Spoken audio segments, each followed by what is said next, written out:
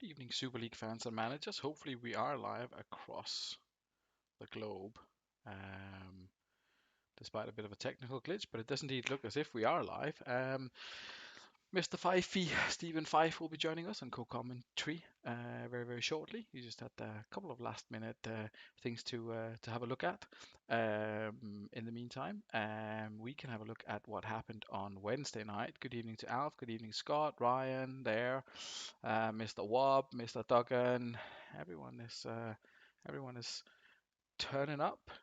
It says that I have 0 viewers, but I can see you chatting away, so I'll just maybe refresh that. Oh, that didn't seem to make any difference. Anyway, I mean, I guess you're here. If there's any problems with the stream, with the quality, then please let me know. It looks as if it's working from my side. So I'll go by that.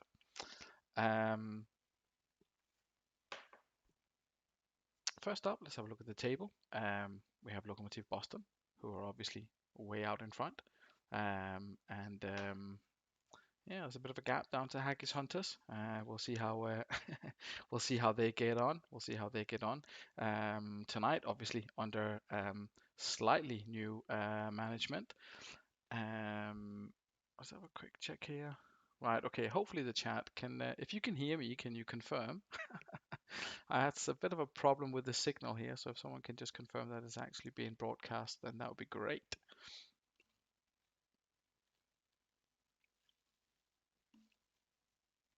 Okay, all good. That's fine. For some reason, it just wasn't refreshing, and it showed I had 0 viewers, even though I could see your name. So that's fine. Good, good, good, good, good. Anyway, enough from me about technical issues. Let's have a look at the table instead. Lokomotiv Boston way out I said way out in front. They're not really. It's just their recent form has been so good that I somehow thought they'd built up a bit of a gap, and obviously Haggis Hunters down at the bottom. We of course have Dimple and Tato Mourinho, temporary charge of the 2 bottom clubs. So it will be interesting to see how they get on this evening. If the interim managers can make a. Here we go. We have got a co-commentator on the line. Just a second. Good evening, sir. Good evening, how are you? I am very good. You are alive to the, well, I say the nation. You are alive to the people who've tuned in. So, Evening, everybody. How are you doing? Yeah, sorry, a bit rushed that. Because I wasn't 100% sure if you needed me or not. I agreed to do a Swindon Town record, and I only literally finished 5 minutes ago. All right. Well, hopefully you've got your still got your equipment fully charged and plugged in, so we won't lose you over the course of the evening. Always Super League Sunday. Yeah. Well, let me see if I can share the actual screen with you. That might be helpful as well. Yeah, indeed. The co-chairman here suffered a little bit from the from the AstraZeneca 5TG chip that I had implanted on Friday. So yeah, it was all good news, but a bit of a sleep here in the afternoon helped me recover. So I think we're in for a relatively normal show anyway. I was. Mhm. Just saying, I'm glad to hear you're all right. Yeah. It was no joke. I mean, it was like a 12-hour man flu. So I milked it as much as I could, but now it's over and we're back to business. I just had a brief look at the table. Obviously spoke a little bit about Churchtown and Haggis Hunters down there at the bottom now with interim management. We'll speak about them later as we get to them. But first of all, let's have a look at the results as they happened. What do you make of David Collins, Fifey? Let's not beat around the bush here. Let's go straight to the big topic. A big transfer deal, a bit of a. I don't necessarily approve. Where do you stand on David Collins and this deal of swapping him and was it Christian Vieri? I think it was in general. I think what the Super League has proven over the years it's been running, and to an extent, slightly different, I suppose, but to an extent, the Swemp League that Mega Horse is doing is proving the same kind of thing. Just because it's a big name doesn't mean it's a big player. And we've seen it with the likes of Zidane in the Super League, to an extent even Ronaldinho. The best players attribute-wise, don't necessarily make the best player to have. I mean, you can't argue. I think Vieri's possibly scored a couple since the move as well, but Collins was his second top goal scorer last year, and Bostock. Let's face it, they were playing amateur football, and now all of a sudden, I mean, let's be honest, and I hate saying it 'cause he's a lovely guy, but Dudley Hill are rank at the minute. They are atrocious. They're making us look good, and we are awful, but they're making us look good. But Collins, a hat trick there, just proving a bit like the Neil Scally thing and stuff. Sometimes that lesser known player, but that cult hero status, and he's doing the job. Yeah, I mean, 3 goals, a hat trick on his, well, not on his debut, but in his second game, and he didn't have a bad game out first time out as well. So it'd be interesting to see how much else they can get out of him this season. I mean, he's obviously got some way to go to catch up with the top scorers in the league, but no one's like really been that runaway goal scorer yet. I think we're on like 10 or 9 or 10 from Penza at the moment. So we'll see what David Collins can do for them, but they obviously need him. They needed someone to kind of turn their fortunes around. However, as you say, Dudley Hill not in the best run of form. I think Tomasi, their only sort of decent performing player on the night. But Bostock starting to make moves in the right direction anyway. You had a tricky away game yourself at Fulchester. It's always going to be tricky, Fulchester. I mean, I know they haven't gotten off to the best start this season, but they have a very impressive home record last year. So it's obviously you're not in the best run of form, and I take it you'll be disappointed with the result anyway. But not the easiest of games either. No, correct. It's not an easy game, and there's a reason that I build up Macca's teams a lot more than he builds his own up, because it's got unquestionable quality. I am very disappointed in both the manner of the performance and the result. We should be better than we are showing, but particularly in this game. But everyone will say that there seems to be that one manager that has their number, and Mac is that. You look back to what happened in the playoffs last year. I thought we were arguably the better team on the day, but he got the golden goal. And these things happen, and as you say, we're not in great form. I've probably done the wrong thing this week in how I've reacted to not only the result but the form we're in. Impressive level of self-awareness. Um, But maybe you never know. You roll the dice and you see what happens. You see this what is it. happens. On the I mean, the topic thing of is, everyone knows. Sorry, I was just going to say, everyone knows what Fulchester are going to do, and I knew what Fulchester were going to do. I had two tactics in mind. I opted to keep it the same as what got the draw against Leddersford, and it didn't work. Sometimes it just doesn't work, and I'm hoping that we pick up our form sooner rather than later, because as everyone keeps reminding me, the squad that I've managed to pull together through a mixture of luck in the draw and a bit of luck in the transfer window in terms of some of the players I've managed to get in. This squad should be at the top of the division, and if we start to falter, that there's an outside chance we're not even in the top 6 by the end of the night. I think there has to be a lot go against us for that to happen, but questions will be asked, and yeah. we need to turn it around. I mean, you had a relatively solid cushion to start off with, and obviously only dropped one place despite not winning in the last 4. On the topic of players that are perhaps not the most well known or most appreciated, well, I don't say well known, but the ones that aren't necessarily counted in the Super League. I mean, Valgarin did a good job for Fulchester and has done for years. I don't not for years, but at least for the 2 seasons here. But maybe not someone that people would normally consider. Chris Sutton came in as well, maybe not like a regular goal scorer either, but you've somehow found space for for Captain Sweps on the on the bench. You've got high hopes of turning him into kind of a David Collins-esque player for you. Well, the thing is that the problem I've had is because I keep swapping my formation. I had a plan at the start of the season. It seems to be working. And then obviously I've had this bad patch of form where it's not worked. So I've kind of reacted to that. Mm-hmm.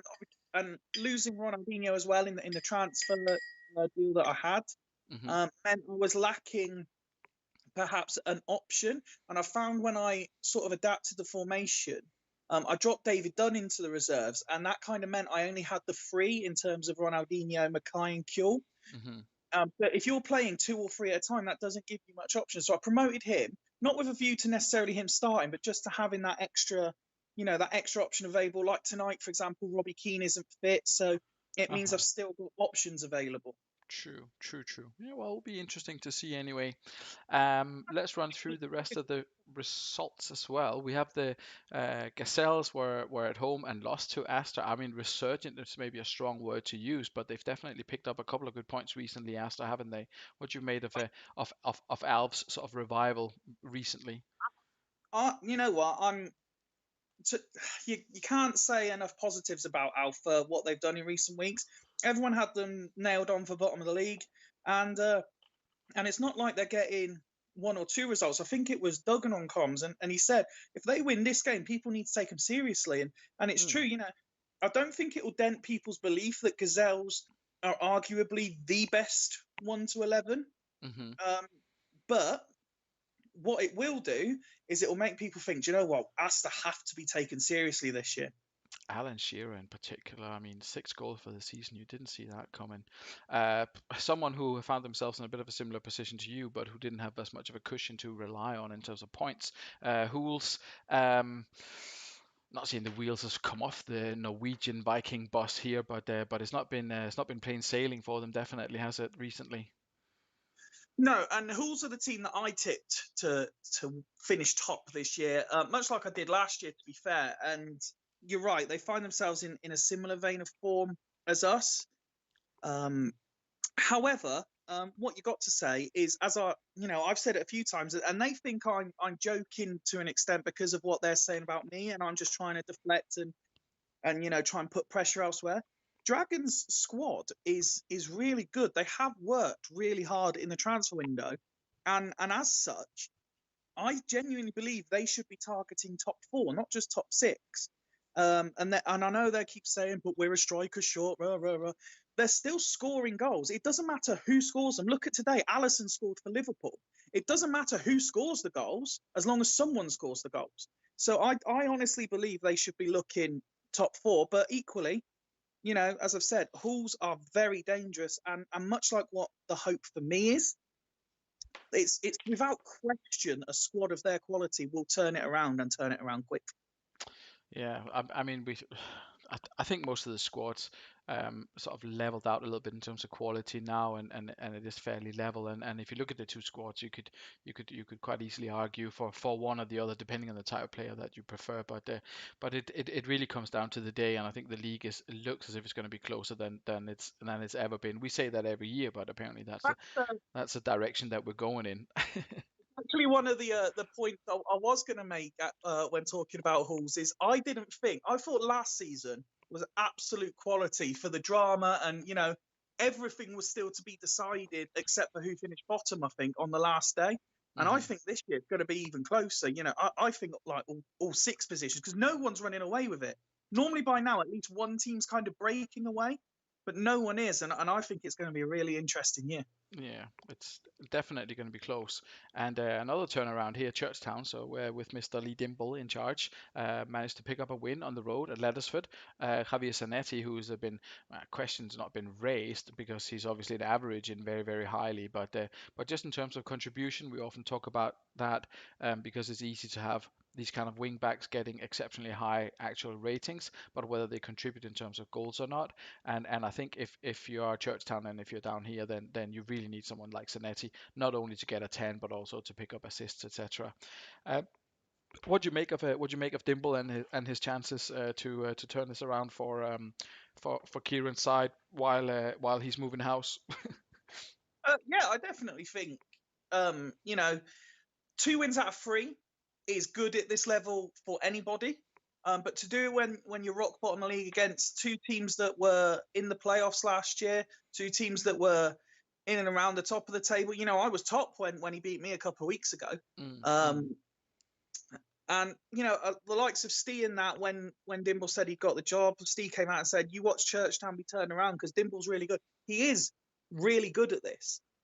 Yes, it's not his squad, but he's come in early enough to make a difference. It's not like he's come in with 5 games to go or anything to do a Sam Hmm. Allardyce job. Yeah, He yeah. he he'll be treating this as an audition to sort of say to the likes of yourself and Ryan, look, if a job comes available, this is why I should be in the league. It's not let me be in it. This is why I should be in it. Look what I can do with a team that no one really fancies. Yeah, yeah. I mean, that's obviously what the what I presume that all caretaker managers aspire to. We'll see how it goes for him. And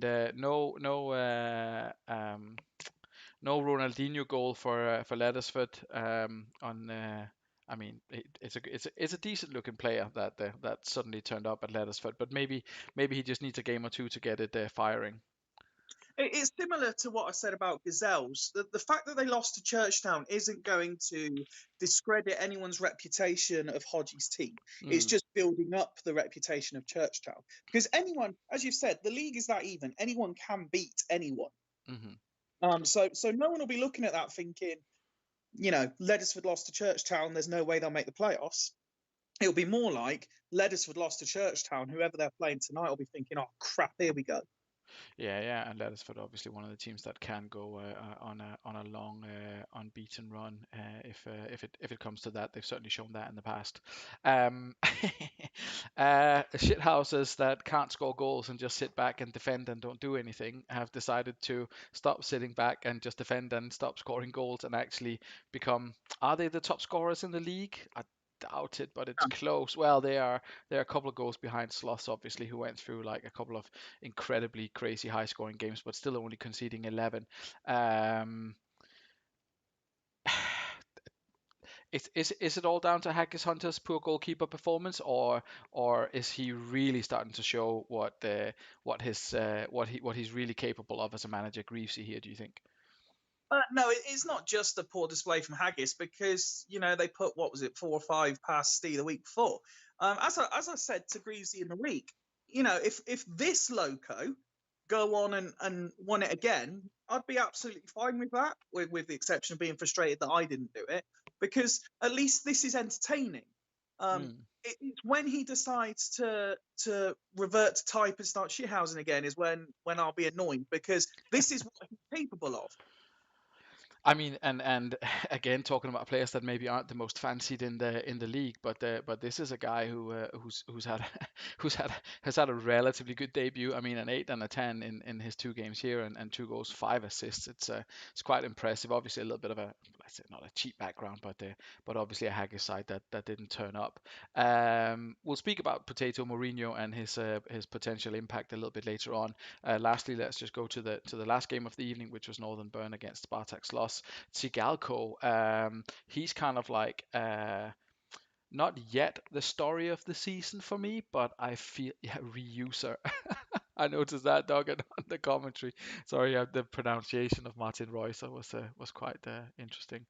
Where's Ian? Says Alf. Sorry, I've completely ignored the chat. Sorry, guys. I just saw you were so busy giving nicknames to Potato that I kind of lost track.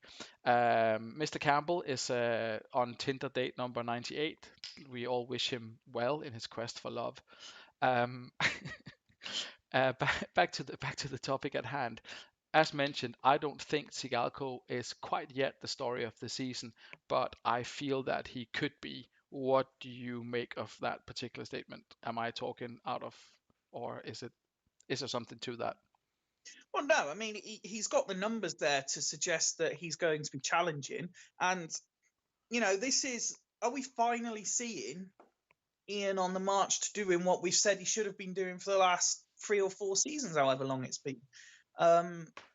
If he can keep Sikalko scoring, then absolutely. It's that age-old question, isn't it? Is can you keep them scoring? It's the same with Jens. Can you keep Van Nistelrooy scoring? The same with me, Mm, evidently. Can you keep Mpenza scoring?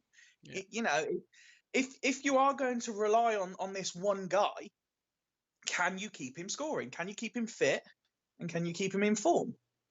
true. Yeah, that is going to be very important. I mean, It's it's one of those things. I mean, if for those of us who've been watching for a few years, Ian is one of those managers who's always had a pretty strong squad. He's always done what I always say is the right thing. It's not changed too much and not mess about with too many things and just stick to your strengths and to what you know. He's always done that and he's never had any results out of it. But it seems as if it's turning the tide is turning rather a little bit for Northern Burn. But again, we can speak about that further when we get to the games this evening. It's 20 minutes in and I'm starting to lose my voice. Brilliant. Um, Fortunately, I have things. Um, I have I have a fruit tea and Coca-Cola. Hopefully, that's going to see me through. Um, to explain that because a lot of Ian's Tinder dates have things, but I'm sure that wouldn't help you if if you're losing your voice. no, not particularly. Don't think the things you would necessarily want. Either way, it's very sorry, Jens. Sorry. It's going to be a late night in Norway. Um, lots of interesting games. I mean, as mentioned before, I don't think there's much need to try and sort of chop and change the order. So we're just going to take them from the top down, starting with Astor against Northern Burn. I can see that Alf is already here, and Mr. Edwards has or was actually in the chat earlier as well. So we've got both managers in already. So that's good. Um, Let's start with Asta. We spoke already. They've got Shea Given injured, in case anyone was wondering what he's not doing in goal. Um, we spoke briefly about Chaps One. Good evening. We spoke briefly about Alf's revival, recent revival. Let's have a look at the actual numbers here before we get carried away. One, two, three, four, five, six, seven, eight. 8 games with 1 defeat. Hmm. I mean, that is a revival, I guess. It is, and when you consider that the catalysts for the revival are players like Solskjaer, Franca, etc. It's not the sort of luxury players that people would normally turn to in a time of crisis. But again, this shows that when they're on it, Alf is astute enough to know what he needs at any specific time, Hmm. and this is why they are very dangerous at the moment. Yeah, and he's not afraid of playing players in positions where he think they are going to work. How many times in Super League do you think we have seen Pavel Nedved play right-sided midfielder? Um, I, if it's happened at all, it would be less than five. He is either-footed, and I mean he's got 20s, he's got the crossing, so there's nothing to say that he can't play there. Definitely, Rui Costa. I think everyone agreed that he's a better MC than AMC, as many AMCs are, to be honest. And he's obviously got Frank and Solskjaer and Alan Shearer, who's notoriously for underperforming in the Super League. 6 goals and 5 assists in 11 games. That's like a one-to-one kind of contribution rate. Yeah, you can't argue with the numbers coming out of Shearer, and even people have previously mocked the likes of Matty Holland, but he's getting numbers out of him as well. Yeah. Matt Holland, not a bad player, and obviously a Super League winner with with Boston last season, picking up a medal there. No, he's got good players, and if they perform, I mean, we talk about him having older players as well, but Gareth Southgate is one, but I don't know why he's playing, but either way, um, but he does have a few players that aren't that old that are also giving some decent results for him. Fowler in there as well, so we'll see how Alf get on. Maybe goalkeeper situation for him a little bit iffy with Peruzzi and Given. I mean, Given has come in and done very well, but Alf had some kind of like disagreement with him or whatever. He's brought up Dudek as well, who can definitely do a job. Has been solid in the reserve. So yeah, interesting Like, season for Astor, and they're up in fifth now. I mean, top six possible for them. it's definitely possible. If you're asking me now, I still don't think they'll quite make it. But again, if they can maintain this form for another couple of weeks, then that opinion will very quickly change, and you'll be seeing no way that they can't make it. Yeah. Alf says that Hupia has low morale. That's why he's not been picked for this evening. I think, if I remember rightly, just a one change for Burn. I think it's Jogatos that's coming back in on that left wing. Dropping him will make him feel better, Alf, says Creepsy. Yeah, maybe. Oh, you've got low morale. Off to the bench you go. Well, it's just those chances that you've got to take. Yeah, so not much change for Northern Burn after that 2-2 result against Sloss. Were you expecting anything different from Ian? More changes or anything like that? Not really, like you say, he's not really one for wholesale unless it's going horribly wrong. And Hmm. at the minute, it's not. Bringing Jorgatos in isn't exactly weakening the team. He's another one with a proven Super League track record. Nakata Um, for Fiora as well. Sorry, I missed that. okay. But no, that this is an interesting one because both sides. I wouldn't say both sides are overachieving, but neither side, because of their track record, etc., were overly being backed. Hmm. But two teams definitely with both eyes on the top six. So it's kind of you'd almost go as far to say it's a 6-pointer. Yeah, a bit early in morale is a myth, says Greavesy. A bit early in the season for a 6-pointer, but yeah, it could definitely. And I mean, they are level on points. I mean, it's just stupid close, yeah. But but obviously 3 points for Burn put them temporarily top of the table. Shull hat-trick in this last game, says Alf. Yes, indeed. So as it's a 6-pointer, who do you think is going to pick up all 6 points then? In the Super 7 predictions, I believe I went for a draw before I saw the teams, and I've seen nothing to suggest it won't be a draw. So I'm going to stick with my 2-2. A Desmond there. Let's see what the chat has to say about that. Duggan goes for a Desmond as well. Greavesy says incorrect. No, Maka says Greavesy is incorrect. Morale is massive. Managers who's been stuck down at the bottom will probably be inclined to agree after a while. Scott says form and morale huge. Chat Megahorse says 3-1 home win. Scott says 3-2 home win. Dimble goes with an away win. A bit of support for home wins and the odd away win prediction as well. Steve's in here as well. Goals, though. People are predicting goals, it seems. Yeah, so there's definitely, well, according to the predictions, there's definitely going to be goals in this one. We'll kick it off and see how it goes as Astra is an orange party here as Astra Athletic take on Northern Burn. Um, Interesting to see if Astra can keep their good one going. As mentioned, there one defeat in. Oh, that's Cannavaro. Yeah. I think he's got Udese, hasn't he? He's the The obvious. obvious. But he's no Cannavaro, is he? That's a huge loss. I mean, yes. in, in a word, yes. I'll see if Ian has anything else to say, but I'm gonna suggest Udese. I don't know if he wants to swap them. He'll be stood there now. I've watched him live once, and he just stands there. Stands behind it. Oh, that's And why it took him a while to reply because he had to go over to the keyboard because from standing behind the chair. I Right. Oh, appreciate I appreciate the passion and the intensity of how he watches his team. So he will be suffering that because he'll know that. yeah. Well, they haven't created anything yet, but let's see how they get on in the second part of the first half. Um, Picks up a yellow card there as well. Alf continuing to create chances, but there's Tigalco and Thierry Henry coming forward. Thierry Henry, someone who's picked up a couple of goals this season as well already from that AMC role. Actually seems as if Northern Burn are getting a little bit more into the game here.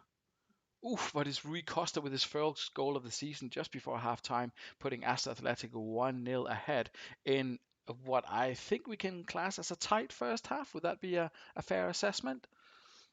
Yeah, it looked from the text commentary that Asta were slightly the better side. Obviously, as we alluded to at the time, losing Cannavaro isn't going to help anyone's situation. Um, but this is two sides in form, and as we alluded to pre-match, this is kind of Shearer v Sigalko, which striker is going to maintain the form. So interesting that Rui Costa nutmegged Nakata and hit a fierce shot. So Yeah.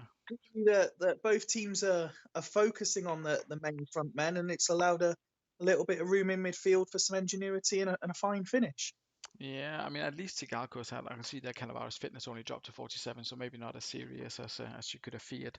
Tigalco opening the the first half with a huge amount of passes and a couple of one headers, but only one shot on target, and he's picking up a 6. We'll see if Ian would like to make any kind of substitutions here. Overall, 7 and 6 is maybe a bit low for a Northern Burn performance. I think they're usually a little bit better at halftime. Yeah, definitely. And the thing that's making me look there is the two wide men where they normally get quite a bit of joy. Contra numbers wise has been looks to have been slightly better than Jorgatos, but Jorgatos with a slightly higher rating, but neither of Mm. them have had anywhere near the impact that Ian would have been hoping for. Yeah, well, we'll see if he has any substitutions to recommend at halftime. We'll give it a bit of time, obviously, while we go through the Astor performance. Um, there's a few more eights in there from an Astor perspective. Kevin Hoffland doing a good job. Matthew Holland as well. Ian's going with no changes. Solskjaer and Frank are struggling a little bit in that AMC role. Do you think we will see Mehmet Scholl coming on? I think he had a hat trick last time out, didn't he? Shaw did do well last time out, and yeah, I spotted that Solskjaer and Frankel weren't doing particularly well. But similar to what happens when you come up against Fulchester, who obviously play the same formation when they've got likes of Nicky Button that on form, the defensive midfielders you get no joy out of them whatsoever. So that'll be the reason they're struggling. Mm.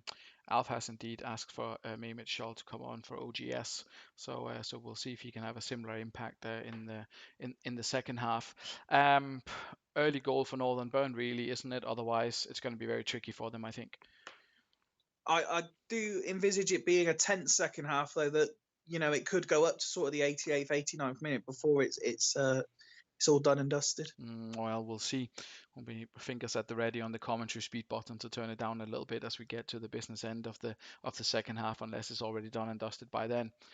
Let's have a look and see.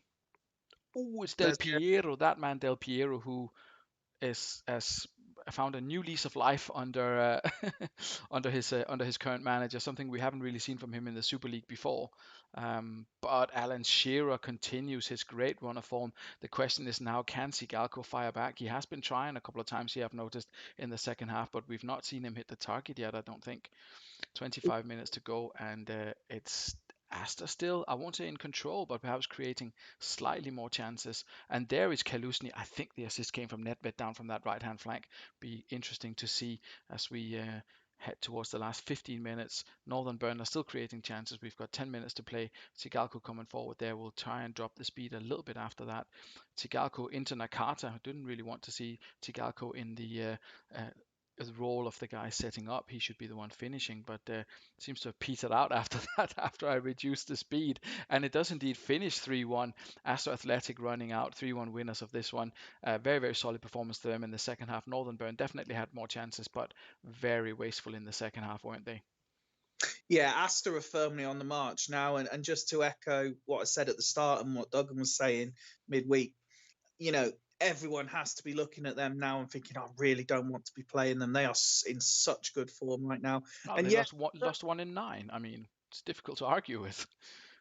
And Burn, as you say, that they were much more involved in the second half, but they were just so wasteful they went from one shot to seven.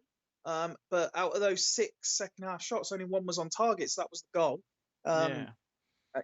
that they need to be troubling the keeper. When you're playing a team as informed as Astor are, you need to be taking your chances when they come, and that conversion rate in terms of shots to shots on target is woeful for a team that were in decent form themselves going into it. Yeah, absolutely. And as I said there, potentially Sigalko could be the story of the season if he has four shots and doesn't hit a single one on target. He's not going to be the story of the season. Still a solid performance from Del Piero, who's been doing very well for Northern Burn, keeping up a good run of solid performances here. They're just a little bit too solid for them. I think Astra at the back, and then they didn't take the chances. I don't think there's that much else to it. There weren't really any like howlers or anything like that.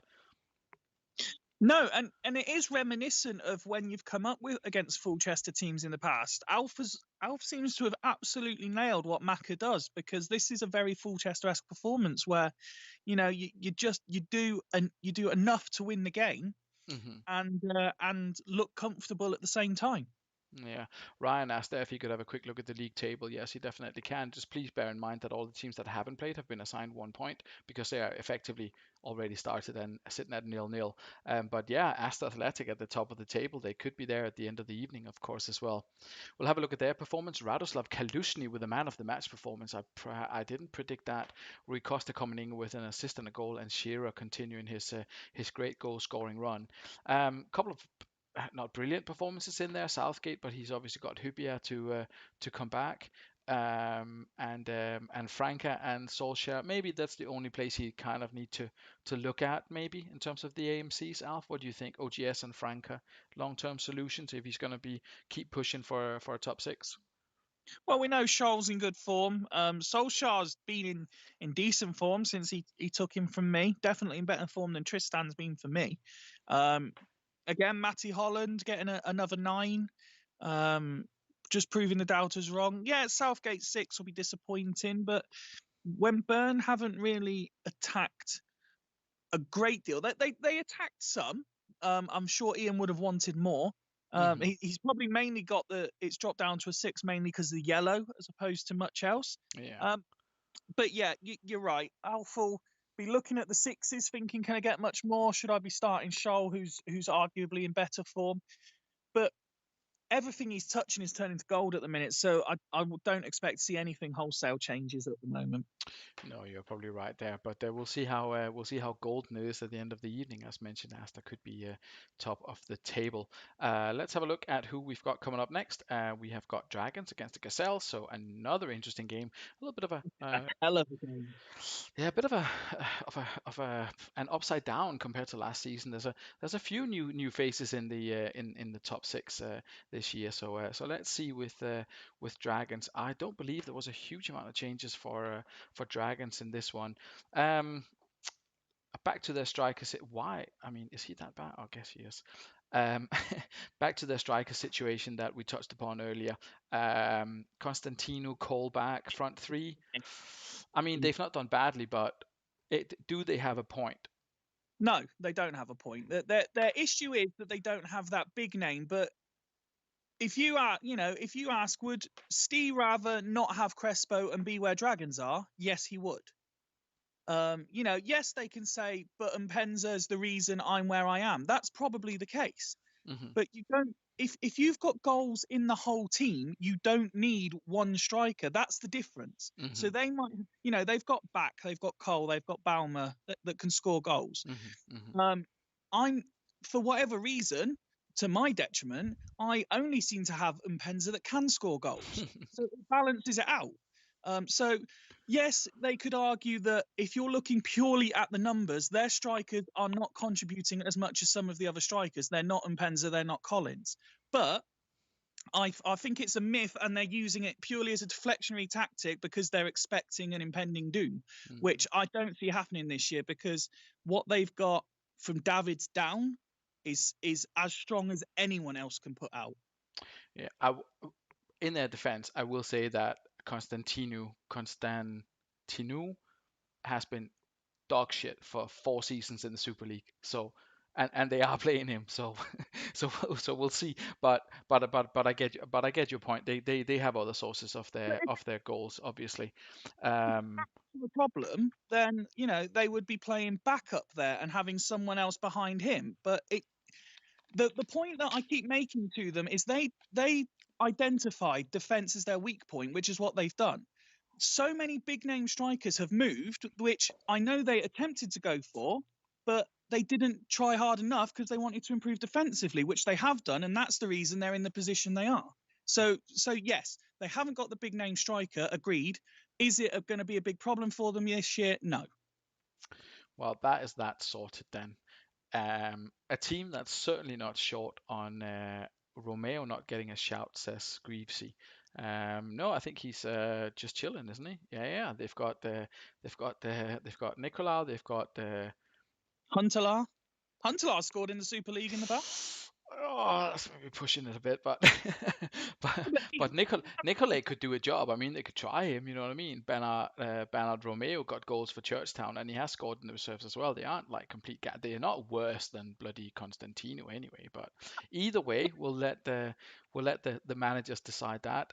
They're up against someone. Well, maybe this is a case in point, because here's someone who definitely do have a top class striker, but 3 goals. The only thing I would say there is he was missing for about 3 games, wasn't he? At the same time as Montero and Uliano were for me. I'm sure he was one of the few star men that got called up by Australia. So he missed a load of games. Yeah, but he did a brilliant job as well. He scored 10 goals in 7 games, 920 average. Shame that shame that it didn't really impact the Gazelles. Um, yeah, I remember rightly though, Raul's numbers this year have been really good, which he doesn't normally do in the Super League. I was going to say we always had that conversation with Ryan, didn't we? He's one of those players that he didn't get particularly high ratings. He didn't score that many goals, but the team performed better when he was playing. Gazelle seems to have gotten some goals out of him, but yeah, it's also a completely different style of football that they play, and maybe that just suits him a little bit better. I did spot, and it's ironic because I've just seen what he's called the tactic as well. He has gone back. This is back to season one. Hoddesdon, he has gone back to basics, gone back to what he knows. Yeah, I don't know where he found the tactic, but he's obviously he's got high hopes for it, I think. And as we speak about every time when we talk about the Gazelles, I mean, you could make a case for every single player, maybe apart from Pelizzoli being wanted by another team. Yeah, I don't think anyone would turn down the chance to have Dede, Cafu, Ferdinand, Keane, Agahawa. Well, Agahawa maybe, but overall, it's players that could jump into like the starting 11 of most Super League sides. He's seventh though, and the question is whether he can find consistency, because that has been Craig's problem, I think, over the last 3 or 4 seasons. Yeah, consistency might be the question, but the flip side to that is the exact same question was thrown at him last year, and right up until the last game of the season, when it mattered, the results came, and he got where he wanted to be. Yeah, that is true actually. Persist with Agahawa, hoping that he comes good at some point. We'll see. Balak sitting on the bench, but he hasn't been performing that well either. Can they find some luck or some quality this evening? Gazelles, that's going to be the big question. Predictions from the chat. I can see Wooder and Duggan both are hanging about, so we'll see who's on managerial duties, who's at the wheel, who's taking control of the old dragon ship here. Predictions, Fifey from you, Dragons or Gazelles, the top quality strikers of the Gazelles or the multiple goal sources of the Dragons. I think if people go back through my track record of being on comms, there's very rare occasion I don't back Gazelles, but as Dragons are at home, I'm gonna sort of stick to what I say, and I think they've got more than enough quality. So I'm gonna say Dragons win 2-1. Well, there's a lot of love for Dragons 2-1. Steve Wright agrees with you. Mr. Edwards says the same. Greavesy 2-1. Wooder says 4-1 Dragons. It's all home wins. The only person who doesn't think it's going to be a home win is Alf with his banker draw prediction for this one. Let's see. Let's kick it off and let's see if Dragons can score. If Constantino, after being slacked off, can find the back of the net. Perhaps everyone predicting Dragons to win will, especially Duggan, he's borderline doing what me and Maka do by playing them down. Perhaps everyone predicting them to win will make him believe, do you know what? Maybe we are actually challengers here. Well, you never know. A lot of mind games in this league. Fairly even so far, much like the first game we saw this evening. Slightly to the advantage of the home side. I think Constantino has had a couple of chances, but not yet found the back of the net. Gazelles had the odd counter, as they're just having now, and then they pick up a penalty. Oliver Kahn is sent off. This is a nightmare for the Dragons. Let's see. We've got both. We've got 2/3 of the managerial trio, as far as I can work out in the comments. Guys, what's the script? What are your options here? Well, you know what your options are, but what are you going to go with? Fifey. Do you know what? For what it's worth, it wouldn't surprise me. They're not really ones for changing too much, but I'd maybe drop David's back for Saeed and then put Cole in midfield and put the keeper on for Saeed. Yeah, they're going to go Karini on for Saeed and one DMC. Oh, okay. Which is Not which is chat. also which is also an option, I guess. I mean, it's not. Oh, Edgar Davids comes as a captain. I'd do the same. They'd go strikerless. No keeper in process. Yeah, at least, Dog, and at least this time you've got a keeper on the bench. Stop complaining. Oh, that was brilliant. Anyway. The integrity of the Super League isn't under question, that's for sure. All right, let's have a let's have a look and see if they can convert the penalty. I can't remember if Gazelles have a set penalty taker. It'll probably be Marinho or someone. Oh, it's Rio Ferdinand. Rio Ferdinand puts the Gazelles But 1-0 ahead here. Ferdinand scored a few penalties, I think. Yeah, it might be. He does seem like quite a cool, calm, collected character on the pitch, so I'm not surprised. Oh yeah, I knew that was going to happen after I absolutely slaughtered him. So so that was pretty obvious that that was going to happen. Equalizer from Constantino just before halftime. Craig will be very disappointed to see that when he catches up. Um, let's Yeah, see what. I'm looking at that thinking it would make a world of difference if Dragons had Crespo up front. True, true. Uh, let's have a look and see what happened. Dede was brought down by Khan. Khan himself brought him down. Okay. Um, and then Ferdinand obviously took the penalty and scored. And Bauma, who's really starting to pick up some form recently, he scored a couple of goals. I think it's a couple of assists he's chipped in with as well now. Yeah, he's really starting to improve for Dragons. Um, anything that should do differently? I mean, if you look at the options they've got on the bench, do you want to bring on Emerton, Karagounis, Ronnie J? Do you think? Um, Not at this stage because they're holding their own, especially with 10 men. Like I say, it surprised me that they went with just the one DM, but it's working for them. It will be interesting to see if they're able to maintain these levels for a full half. Yeah, I mean, Edgar David's already a little bit low in the old fitness department, but I think we're gonna go as is, says Duggan. So and Wooder keep the same, I guess. I, So what I do appreciate is for a team that bemoan their lack of striker options to then not even put one on the bench is quality. yeah, I think they rely on pushing back up, but anyway, got a sneaky feeling of an injury somewhere in the second half, says Wooder. Well, that is obviously an option. If you look at Craig's Gazelle side here and their performance, Mourinho doing a solid job in defence. Rio Ferdinand quite disappointing there with only 2 tackles, none of them won. I mean, he has had a shot on goal and obviously scored it. Nothing from Kluivert again. I don't know if he's struggling to get the ball to him or if it's that two striker formation, or I mean, he has tried with three, obviously. Um, It in, amazes me more so that Seedorf is another one of those that never seems to do anything, no matter where he plays. yeah, he's not setting the world on fire either, is he? Craig persists with him though, 691. He also had a poor season last season for Dragons. Didn't do well there either. So, but obviously as an ex-Dragons player, he could be set up to actually scoring. It's like when Redknapp named 2 keepers on the bench before a transfer window as a message to the board, says Dimble. Oh yeah, maybe he's sending a signal here. It'll be like when Stuart Pearce subbed on David James as a striker when he had. Who did he have on the bench? Yeah, anniversary of that the other day because I saw Yeah, I everyone. saw that. I was like, fucking crazy. But anyway, worked out well, I'm sure. He likes punk music, Stuart Pearce, so it's good. We'll kick off the second half to not fall too far behind the schedule for this evening and see if Dragons can hold firm against the Gazelles here. They've obviously done okay since the red card. No big drama so far. There's Kluivert and Figo with chances for Gazelles though, but not complete. Oh well, there is Kluivert. I was going to say they've not been dominant, but they have been putting on a. I'll tell you what, he's shit. What they really need is Cliver. Yeah, poor that Constantino. Shit in the Super League for 4 years. Can't believe they persist with playing him.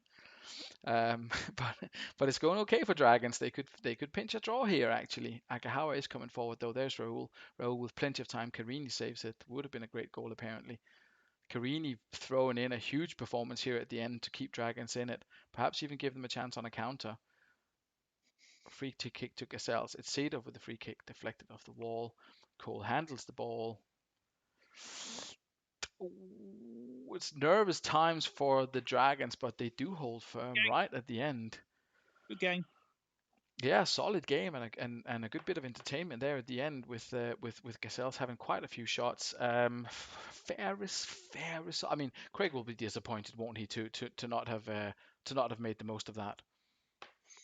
He will be, but again, as I alluded to, what Dragons have from the halfway line backwards is as good as anyone in the division can put out, and that's why they've put in quite a strong defensive display. In fairness, and their absolutely awful striker that they have to get rid of at the earliest possible opportunity has proven, given the chance, he can score goals. I think Yeah. Dragons will be absolutely delighted with that point. Yeah, not entirely sure that how how that he was obviously brilliant at Heracles, as we all know, but yeah, a bit of a surprise there and a solid display. Let's have a look at the Gazelles. I suppose Sadov with his sort of wayward shooting from midfield is kind of the standout disappointment. Akahawa continues to be unimpressive as well. Would you play him as a central midfielder, or would you perhaps think he should be pushed up a little bit? He could play a diamond, couldn't he? Like a kind of narrow diamond with Akahawa at the AMC role? Do you think he might be better suited there with his pace and acceleration? Um, it is a difficult one because a lot of people now are playing diamonds, and that's one of the things he's possibly looking at is he wants to do something a little bit differently to counteract it. Hmm. But yeah, you can see the argument that Agahawa would be better suited. But do you change the formation just for him, or do you look more at people like Sadorf and think, what do you have to do to get numbers out of him? True. And what you have to get Roy Keane to win more than 6 out of his 17 tackles. Banker Draw said, Alf, pay me out now. Yeah, well, if anyone put money on the table, then you owe Alf. Agahawa is another myth, apparently. Say Elias, who came back in for this game, man of the match performance from him. Not entirely sure why. Didn't make any assists, but he did okay defensively, I guess. Assist coming from Bauma out on that wing back and back with the other one. And the only person actually having shots on target really was Constantinu. So yeah, fair play to the Dragons, I guess. Yeah, no, again, full credit to them, and credit to both teams for what was an entertaining game. Yeah, and What that has done is everyone else in the conversation for top six will be absolutely ecstatic by that. what with them only picking up a point each. Yeah, absolutely. Absolutely. Let's have a look at who we've got coming up next. We have got Dudley Hill against Churchtown. That's another one. Dudley Hill trying to find some form, and we've got Dimble who's taking the reins at Churchtown, trying to impress. You know, Let's. I'll be honest. I've been slightly disappointed that the two of them haven't put a bit more build up into this. I was expecting. I think Steve's so disheartened by what's going on that he didn't fancy putting in his normal sort of level of build up like he would, for example, when they play Dragons. And Dimble obviously still being new and finding his feet might not have felt overly comfortable doing it, but I'm a bit disappointed there's not been a bit more. Even off Twitter, there's not been that much sort of building up towards it on WhatsApp or anything. So, but uh, but you're right. In terms of teams in their season, this is a very important game, and yeah. It's, in it's, it's, terms of it's a bit of a tough one to kind of like get yourself in there. I mean, you got to keep believing. 5 wins on the trot, no goals in the last 5 defeats on the trot, and no goals in the last four. It's a tough one. Do you see a turning point just around the corner for Dudley with the squad they've put out here?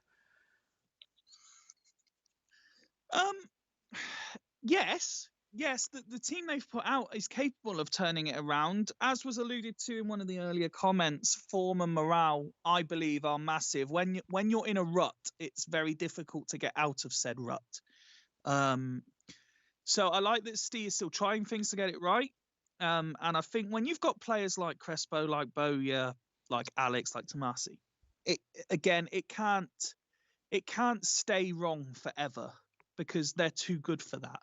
Um, However, I don't necessarily think it'll turn around tonight because Churchtown, like you say, Churchtown are in much better form, and Dudley aren't scoring at all, hardly creating chances, and they're conceding for fun.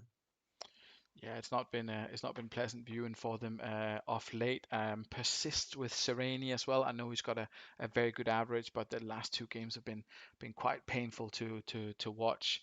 And he does have. I mean, I don't rate this guy at all, but his numbers look pretty solid. Kiotis, obviously, Massantini has had him in goal last season. He also did a half decent job. So I guess it's a question of how long he allows Sereni. I guess if he considers another 5 tonight, then he's probably um, then The we thing, might not see him again. Last chance the, saloon, says Steve for Sereni, probably, or maybe he means the team. I don't know. the thing is, in you can see why he's keeping faith because, with the exception of the last 2 games, Sereni has been very good. Whereas on the flip side, obviously Olasadby was one of his his big signings. He thought, he'd had my pants down with the deal we had for him, and he's been absolutely dross, and now he's not even getting a look in.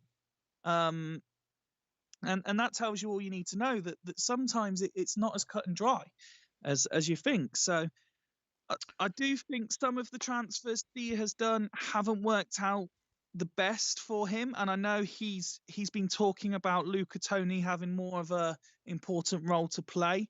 So it'll be interesting to see what Crespo and Amoroso can do today, or whether Luca Toni is back in from the next game. Yeah, well, I mean, it had a bit of a reputation as a flat track pony for Gazelles in the past. I think he scored 1 million goals in the Oceania Cup or whatever the hell it was, and then never scored again. But interesting to see if he gets a run out. He's definitely got options, so he can still chop and change, move people about. Maybe not the most DMCs in the world. In fact, there's only, I mean, I don't count Anderson. Only really Tomasi is his only DMC. We'll see if that plays a role over the course of the season down in the reserves. He doesn't have a huge amount of cover in that DMC role either. Maybe it's time for a non-DMC formation. I don't think we've had any of those for a while, but we'll see. That would be a brave one. Um, Here we go with Churchtown. Um, is it, Totti, what are we going to say? What?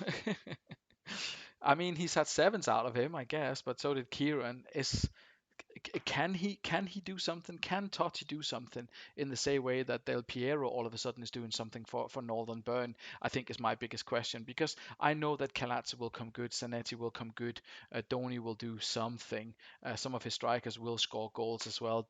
Sean Davis in midfield will play decently as well. But for me, the big question mark is Totti. Can he be the manager that gets something out of Francesco Totti after Andreas tried so desperately for a couple of seasons and nothing happened for Valen? And although his average was okay, I mean, 12 games and 3 goals in 12 for Sloths and nothing from Dudley. It's just not good enough, is it? No, and Totti's one of them players that gets highlighted every single week because it's Totti. Hmm. What I would look at here, and it's an interesting approach. I don't know if you recall a couple of seasons ago when me and you did a show, but I called out a tactic that Ian put out when it was BTEC at the time, and saying how many defensive players can he put in a team and make it look attacking. And Hmm. and it looks like Dimble's done exactly the same thing here. I'm a bit disappointed Cambiasso hasn't kept his place. I don't know if there's a fitness issue there or something, but everyone knows I'm a fan of him. But yeah, he's got like two attacking players, I think, and everyone else is like defenders or defensive midfielders. Mm. Um, but again, when you're down there, I suppose that's what happens. And winning 2 out of 3, you can't argue with any decisions Dimble makes. So it'll be interesting to see how this works out for him. Yeah, definitely. Interesting to see what kind of creativity he gets out of them. I mean, I think that's another ongoing topic in the Super League as well. How do you get creativity out of your defensive players that you really want to play because the defensive roles are so important in the game, without stifling the sort of creative output in the team? But we'll see. Maybe it's down to Totti. Maybe he'll do it on the night. Cambiaso does not appear to be injured. He's just out of very, very quickly falling out of favor. How's Ian going with his totty, I wonder? I see. It's a I word. got the Bergkamp retirement there, and I have to say Ryan shit me up the other day when he put in the group chat that Barry Ferguson was retiring, and it was someone's coach, and he was just trying to wind me up. There's a Oh yeah, I saw that. Barry. I was like, why is he retiring? He's about 26 years old. Yeah, well, you can occasionally get it. I think someone mentioned that they had Steven Gerrard, I think, had to retire due to injury, and they got like £7 million or something. It is a thing in the game. Very, very, very rarely. I think Michael Bridges is the kind of actual person that's the catalyst for it. Someone will correct me in the chat, but I think Michael Bridges is the catalyst for that thing being included in the game, that you can retire early with a with a career-threatening injury. But I could be completely wrong, and I've entirely made this up. Your predictions for this one, Stephen? I'm going to go 2-0 Churchtown. Ooh, 2-0 Churchtown, an away win, and another, mm, what's it called when you don't score goals? Not a clean sheet. Another issue of of Firing blank. Another blank fire in the evening for Dudley Hill. 2-1 away win, says Megahorse, says Ian Edwards, says Duggan. Um, Not a lot of support for the home side so far. Dudley shock win, says Alf, and he was bang on with his banker draw. If, Porto's. if Dimble does win, and particularly if it is to 0, I pray that somebody does go and hide the socks. Yeah, it could be a long night for the. There can't be much left in the sock drawer, to be completely honest. 0-0 from Scott and Greavesy in the predictions for this one. Let's kick it off and see what Dudley can do in the first half. See if they can get off the mark. Just get that one goal and get a bit of confidence going. It's Kalatza who opens the scoring for Churchtown with just 7 minutes on the clock, not the start that Dudley Hill wanted at all. In fact, entirely the opposite of what they wanted, and they've now spent 20 minutes, unfortunately for them, just creating a couple of chances but not scoring. Alex coming forward there, trying to make something happen. We're approaching halftime very, very quickly here. Quick chance for Churchtown, quick chance for Dudley Hill, maybe. Quick goal before halftime for them? Nope, it's not to be. Very, very swift first half with Dudley Hill having 2 shots, Fucking 1 on hell. target. I mean, a lot of completed passes. Both teams are very good at their keeping the ball, but they're not brilliant at doing much with it. A lot of action in the center of the park there. There's very Um, little to say about that half of football at all. yeah, Donny with the assist there for Churchtown. We'll see if Dimble wants to make any chances here. Patrick Power is not exactly impressed there in the midfield, but he'll probably be looking to hold on to his lead. So be surprised to see any attacking substitutions.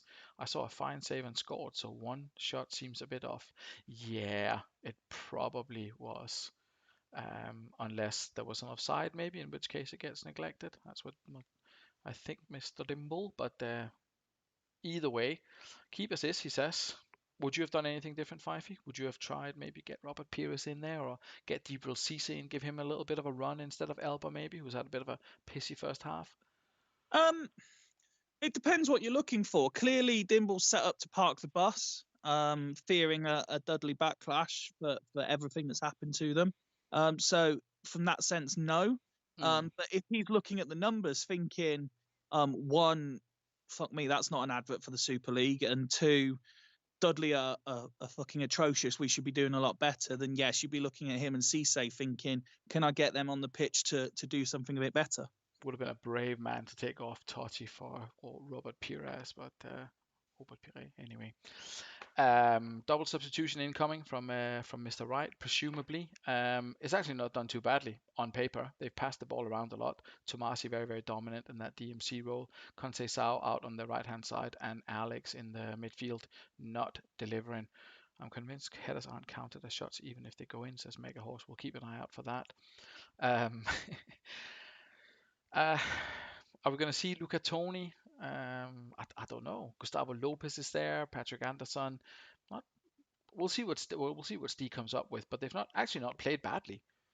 They're playing a flat three across midfield, aren't they, Dudley? Hmm. Um, in which I'd thought perhaps if for a minute if they had an AM, then he might drop Amoroso back and put Tony up front with Crespo. But if they're playing a flat three, he won't drop Amoroso that far back. Yeah, unlikely. I mean, he could put Gustavo Lopez on, perhaps. Possibly, but is he? Would you trust Gustavo Lopez to have any more of an impact than Van der Vaart or Bowyer or Alex? Not necessarily. No, I don't really rate Gustavo Lopez to be completely Possibly. honest. The only thing you could possibly look at, but Steve won't because he's a massive fan, is I'm right thinking Lopez could go out on that left hand side and offer a more attacking option than Finnan. Yeah, but Finnan's on an 8, so Exactly. And probably Steve loves unlikely.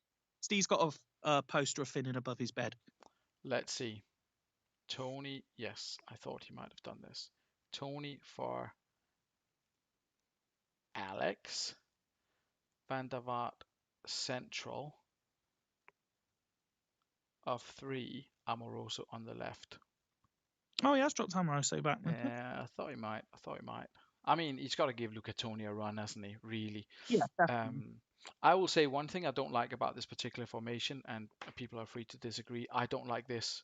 I don't like the symmetry of the line. I feel as if that when you're attacking, that creates a line that then gets a lot of space in behind, and I think there's not enough kind of variety to get in between the defenders if you line up five in a row there, but could be my imagination. Either Uh, way, I personally disagree. I wouldn't have the arrows any different at how Steve has them, if I'm honest. well, we'll see if it works for him in the second half. We kick this one off, and I is just that? noticed it's nearly Christmas.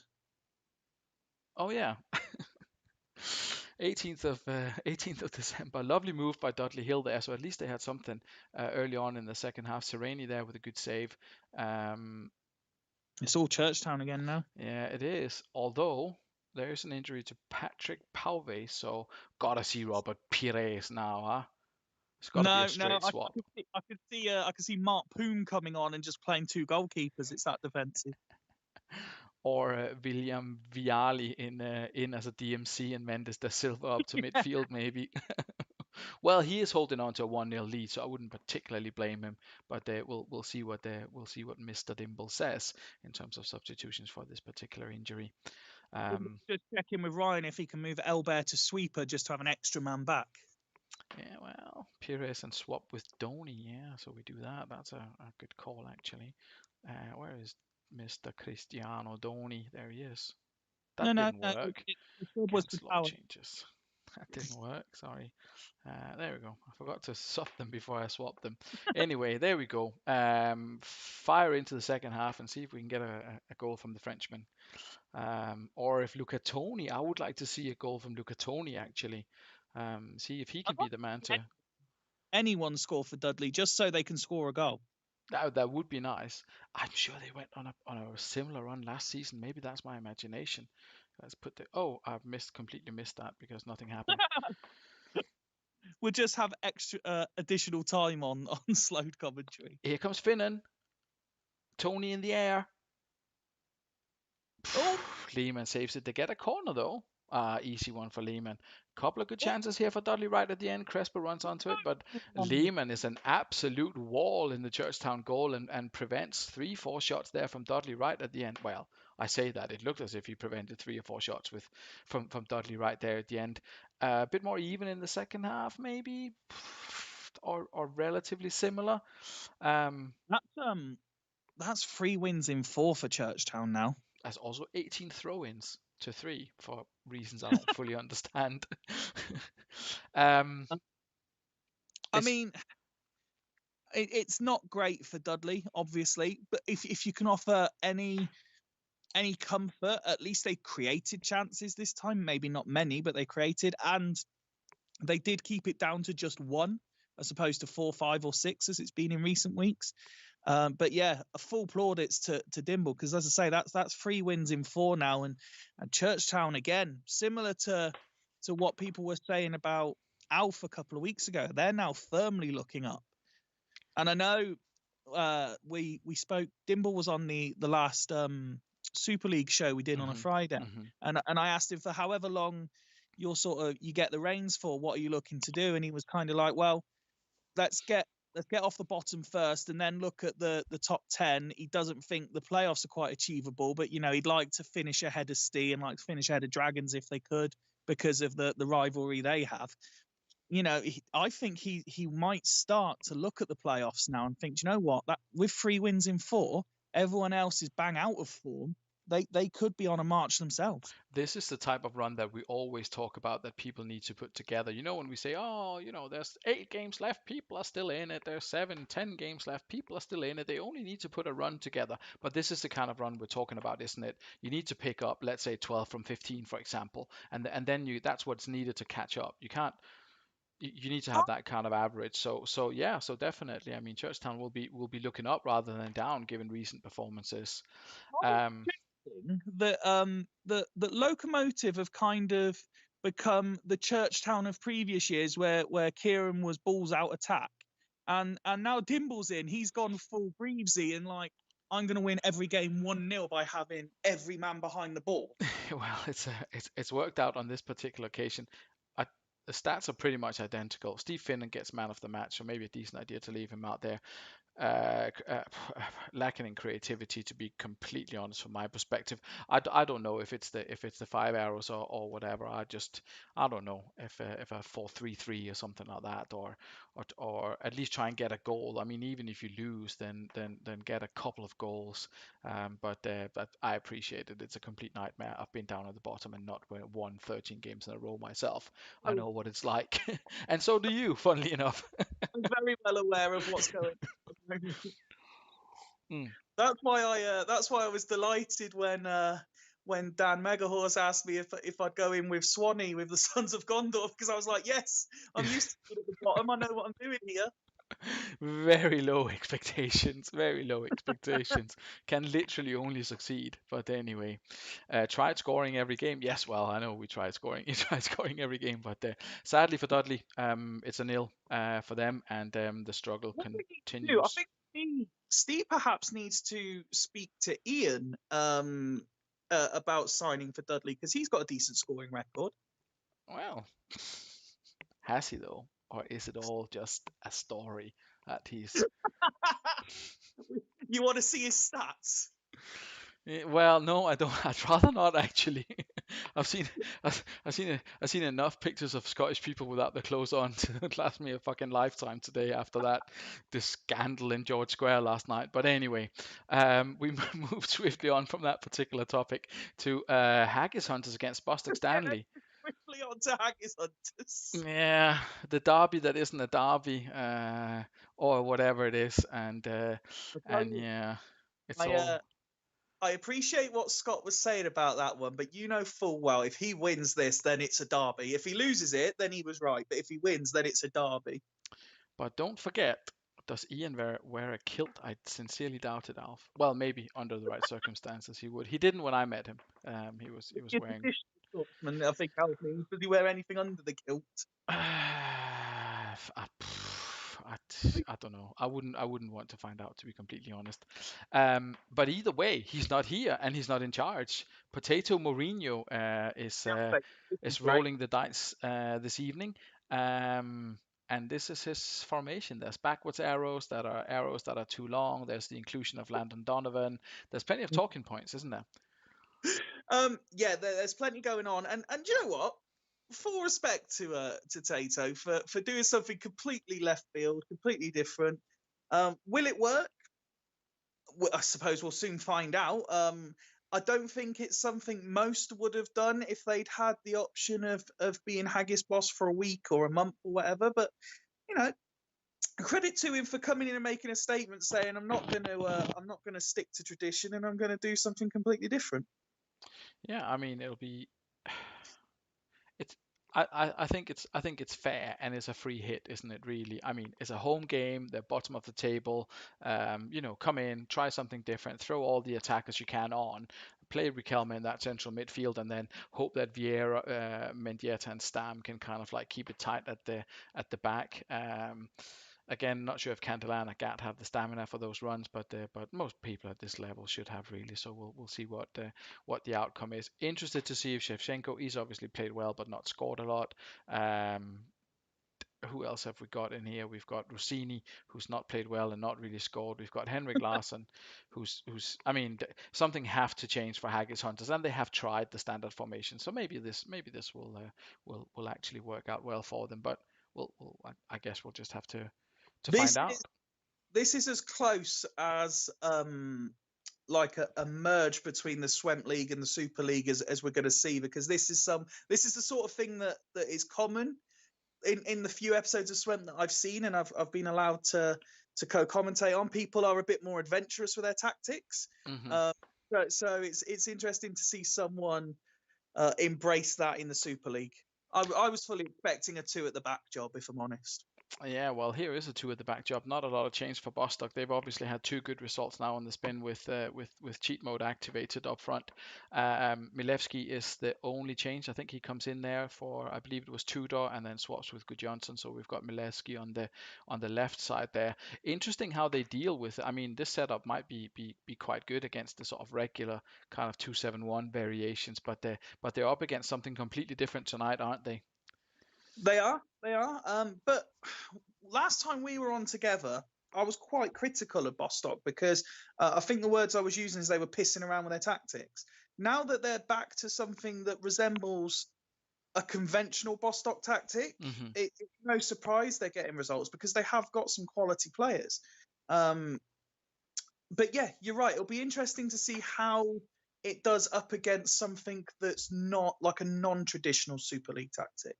Greaves goes for a 4-0 win for Bostock. Yeah, I'm curious. I'm definitely curious to see how this one pans out. Have I got? I mean, why is Trezeguet number one in terms of the substitutes? I need to double check this. Let me see. For what it's worth, I, if I'm allowed, I'm going to avoid making a stone wall prediction. I'm going to say Bostock will either win or Haggis will annihilate them like by 4 or 5 goals. Well, well, I'm not. Yeah, Haggis Hunters annihilating the opposition. I mean, I obviously want to see our new interim managers do well in the league, but whether they'll annihilate Bostock is maybe a bit of a tricky one. But you know, could happen. Greavesy, as mentioned, said 4-0 for Bostock. Orion says a 2-1 win for the presumably the home side. Alf goes for a 1-1 draw. Ian Edwards with a 3-1 away win, and Megahorse says it's going to be a Desmond 2-2 between these I, two. I don't believe Alf makes prediction. I just think the number one key on his keyboard is stuck.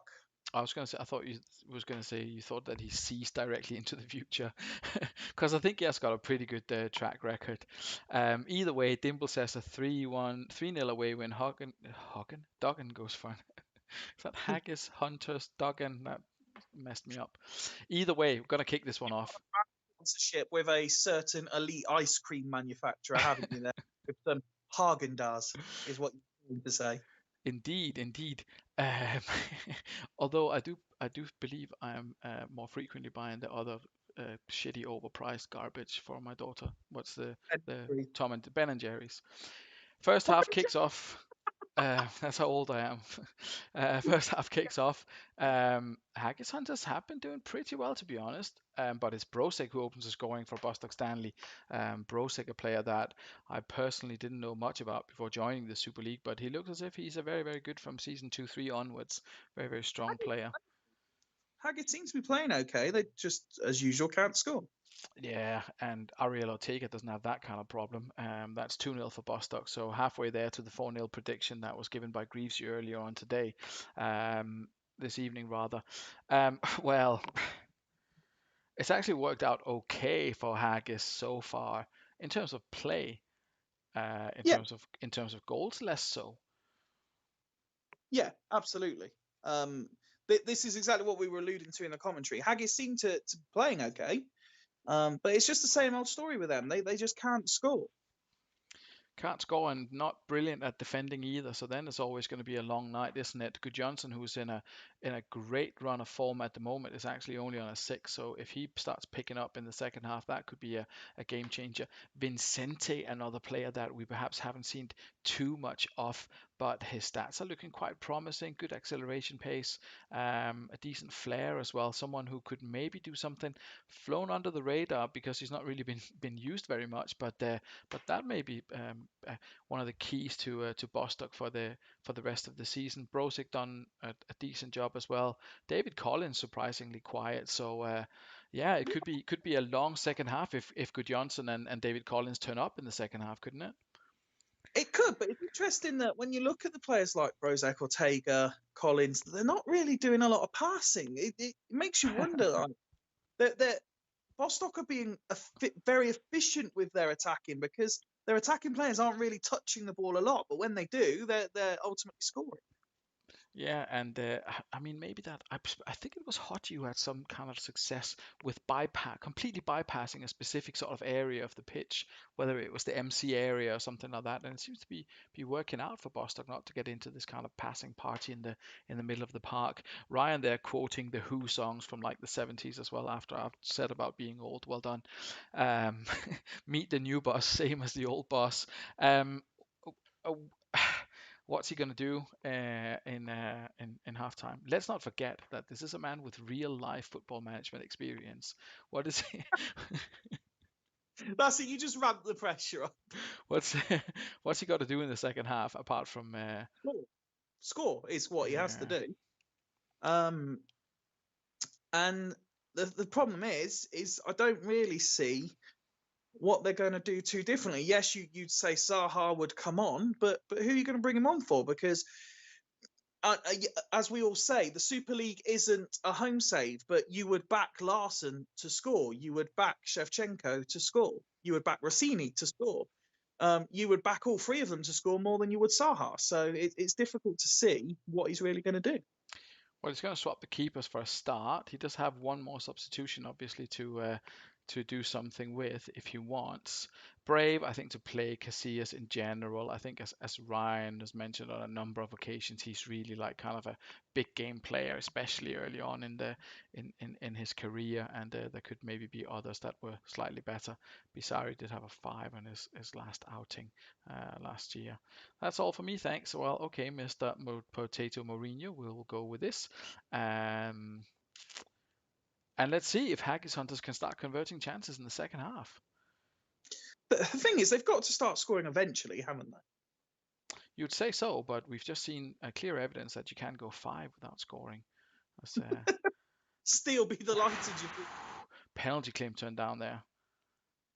Tough for Haggis when things aren't going your way. Yeah, it's just difficult to find that wee bit of luck to change things around. There's Ariel Ortega making it 3-0 for the evening. I think it's going to be the first one where we're not going to bother with the slowing down of the last couple of minutes. It's the run of play though. Haggis were all over them, didn't score. Bostock just decided to prance up the other end of the pitch and say, "Look, lads, this is how you do it, straight in the net." Yeah, I think second half was more of the same. Well, a little bit more even maybe, but still, Haggis Hunters on paper in control. I mean, It really, completed a lot of passes, did a lot of tackling. Okay in terms of headers. Andre unbeatable. Well, Andre probably had a pretty good evening. Yeah, I mean, they couldn't really have done much differently, couldn't they? Apart from getting goals out of their strikers, which has been a bit of an issue for them all season, Shevchenko especially. yeah, completely agree. It didn't look as even as the stats suggest. It looked like Haggis were firmly in control for most parts, but as we keep saying, they just can't seem to score. And I'm not sure what you do differently because Ian's tried different partnerships. He's tried one up front. Now Tato's tried. Admittedly, he's only had one game, so he'll have different things up his sleeve. But he's tried something different, and they just continue not to be able to score. Yeah, I mean, Mendieta, poor performance from him. I believe Well, that's he's just being asked to fight in defensive midfield and go to centre back. That's not what he does. He likes to get involved. And apparently so. Apparently so. Landon Donovan didn't cover himself in glory on his return to action either. Neither did yeah, Agat out on the right hand side. But I mean, being asked to play a role not familiar to him. He's used to being a striker, and he had three other people in front of him. He probably didn't know what he was doing. well, there's a possibility. He is, as I would like to point out, the second best striker in the game after Maxim Tsigalko. But we'll see if that turns out to be true over the course of the season. Let's speak about Bostock Stanley and let's speak about Vincente and his 3 assists. You can't really wish for much more when you bring a new young player in. David Collins, you'll be a little bit disappointed with him. Neither him nor Good Johnson came to life in the second half. Quite a low number of passes there from Bostock, but as you say, they went up to the other end, scored goals, won the game. Um, yeah, and I feel like I'm like a record stuck on repeat because now Bostock Stanley look like they're a team after their atrocious start that are now firmly looking up and teams are going to have to take seriously because they seem to be churning out win after win after win at the minute. Tackles for days, says Potato Mourinho, and yes, indeed, not necessarily successful ones, but there definitely was a lot of tackles. Gary Neville with an absolutely disgusting performance of only winning 4 out of 15 tackles. If he'd been back in the United side with Roy Keane in the lineup, he'd been in for a battering in the showers afterwards with that kind of performance. Same for Milevski there coming in and not covering himself in glory either. But they did enough apparently. They did enough and a good solid win there for Bostock, and that'll definitely take them a few steps up the table and towards those playoffs. And Andre back in form. He had one glitch, I think, and he's been so solid for Bostock in terms of the amount of goals that he's conceding. A little bit disappointing this season, but I think the manager really rates him and obviously has a lot of patience for him. Apart from that one time he dropped him. Um, Right, what have we got left this evening? We have got, oh my goodness, we have 3 games left. I thought it was going to be a short one. I'm starting my new job tomorrow. Anyway, um, right, brilliant. We've got Leddersford against Fulchester coming up next, and Jens somehow trying to stay awake with whatever it is for the last game of the evening. So we'll no disrespect to to Hodgie. Hodgie's working anyway, so we can run through that. Let's have a look, and we've got Leddersford up against Fulchester. This is an interesting game as well.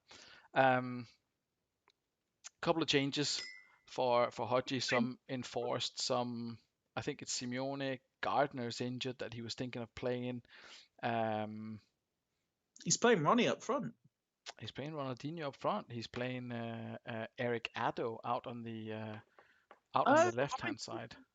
yes, I saw a message about this. Something about that because of his working hours or something. He didn't. He submitted the team before the tactics pack even came out or something. So he ended up with Addo at left wing back. Yeah, I mean, I did give him the option to swap with Sorochinski because he can play out on the left as well. But I think the agreement was that Sorochinski is that important in the central role that Addo, who's either footed and have played out there before for whoever it was, Haggis or in an old Palmer side or something like that. I think he was quite confident that he would do okay anyway out there. So interesting in terms of the selection, I think for Hodgie, but it's definitely what he's gone with. So and obviously had so much luck with Pat Tatsoglu in that central midfield role as well. And Harris has been playing well for him and all that. So I think he's quietly confident of his performance. What do you think, Ronaldinho as a lone striker? Do you think that might be the solution, or did you already try that? No, I didn't try it because obviously with Mpenza primarily, I didn't really have to. Hmm. Listen, as anyone who's followed this for a period knows, Ronaldinho is my favorite player of all time. So if someone put him in goal, I would say he could do a job there. Um, but it's difficult because he's got numbers out of Torres before, he's got numbers out of Morientes before. You wonder why he's kind of opted for Ronaldinho, but equally it'll be interesting to see if that's what finally gets numbers everyone expects of Ronaldinho, is playing him up front. Were we all just blinded by the fact that in real life he would play behind a striker? Perhaps on the game he's better suited playing up front. Well, he's certainly got the numbers to play pretty much anywhere, so we'll see how he does for Leddersford. Up against the Fulchester side, who's been in half decent form after a poor start to the season. They've gone one, two, seven, and only lost one. So not a bad run for them. Not conceding a lot. Just had that one Astor game there that didn't really go in their favour, and obviously a solid win for them last time out. Historically, not the best away side, but they've had good results against Spartak and Dudley. And in terms of their squad, yeah, they've got Chris Sutton starting for them. I guess that's a thing. Well, listen, they're banging form. There'll be no reason again to make too many changes. He's a big believer in the 4 players in the defensive positions. We know that from Maka in the past. Hmm. He loves his Man United midfield that he's been able to assemble. And yeah, people will look at Comandini and Sutton and think that they're not names synonymous with Super League success, but they're doing the job for him. Particularly Comandini at the minute seems to be doing quite well from what I recall. So I think Mac will be quite optimistic he can get the win here. Yeah, well, it will certainly help their aspirations for a top 6 finish if they were to get a win here. Um, Litos, what is this? Not the worst squad. He has struggled a little bit with finding his perfect kind of striker constellation, but Comandini, as you mentioned, there has definitely been performing of late, and Chris Sutton got a goal in his last game and is starting, so it'll be interesting to see. How do you see this one going? Fulchester going to continue their good run of form. Eric Addo is going to be up against David Beckham this afternoon. Could be an interesting battle. This is the toughest one so far to predict, I think. Hmm. Um, I think Leddersford traditionally they start well, they have a bit of a blip, and then they end well. Hmm. So given that we are sort of in the middle of the season, I'm going to say that Fulchester's form will continue, and they will win 1-0. Because we're in the blippy period of Leddersford. Banker draws us out. another another one. No score predictions, but a banker draw. Yeah, it's a difficult one to call. Leddersford can turn it on at any time, but Fulchester obviously very hard to break down with that back four that they've got there in their 2-7-1 ish with Nicky Butt. Pulling the strings from that DMC role. Steve Wright going with an away win. Greavesy going with an away win as well. Maka says 1-1 draw, which is fair enough. An away point is probably not a bad thing. We'll probably kick this one off and see what happens as Leddersford take on Fulchester at the Jaguar XJA Stadium here. Big Balde going to break Dino's leg. What? I think he's injured. I think Bobo Balde is injured. But anyway, 2-0 away win, says Scott. I'm going to go with Ronaldinho to score. It's got to happen, hasn't it? Well, No. Juan Verón is definitely going to score. So that's that for Fulchester. At least they're off the mark. So it's going to be up to Leddersford to find a way back into this.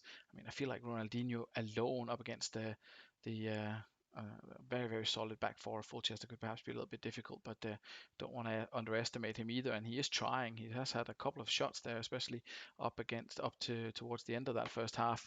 Yeah, a bit of a shithousery away performance, but not too bad.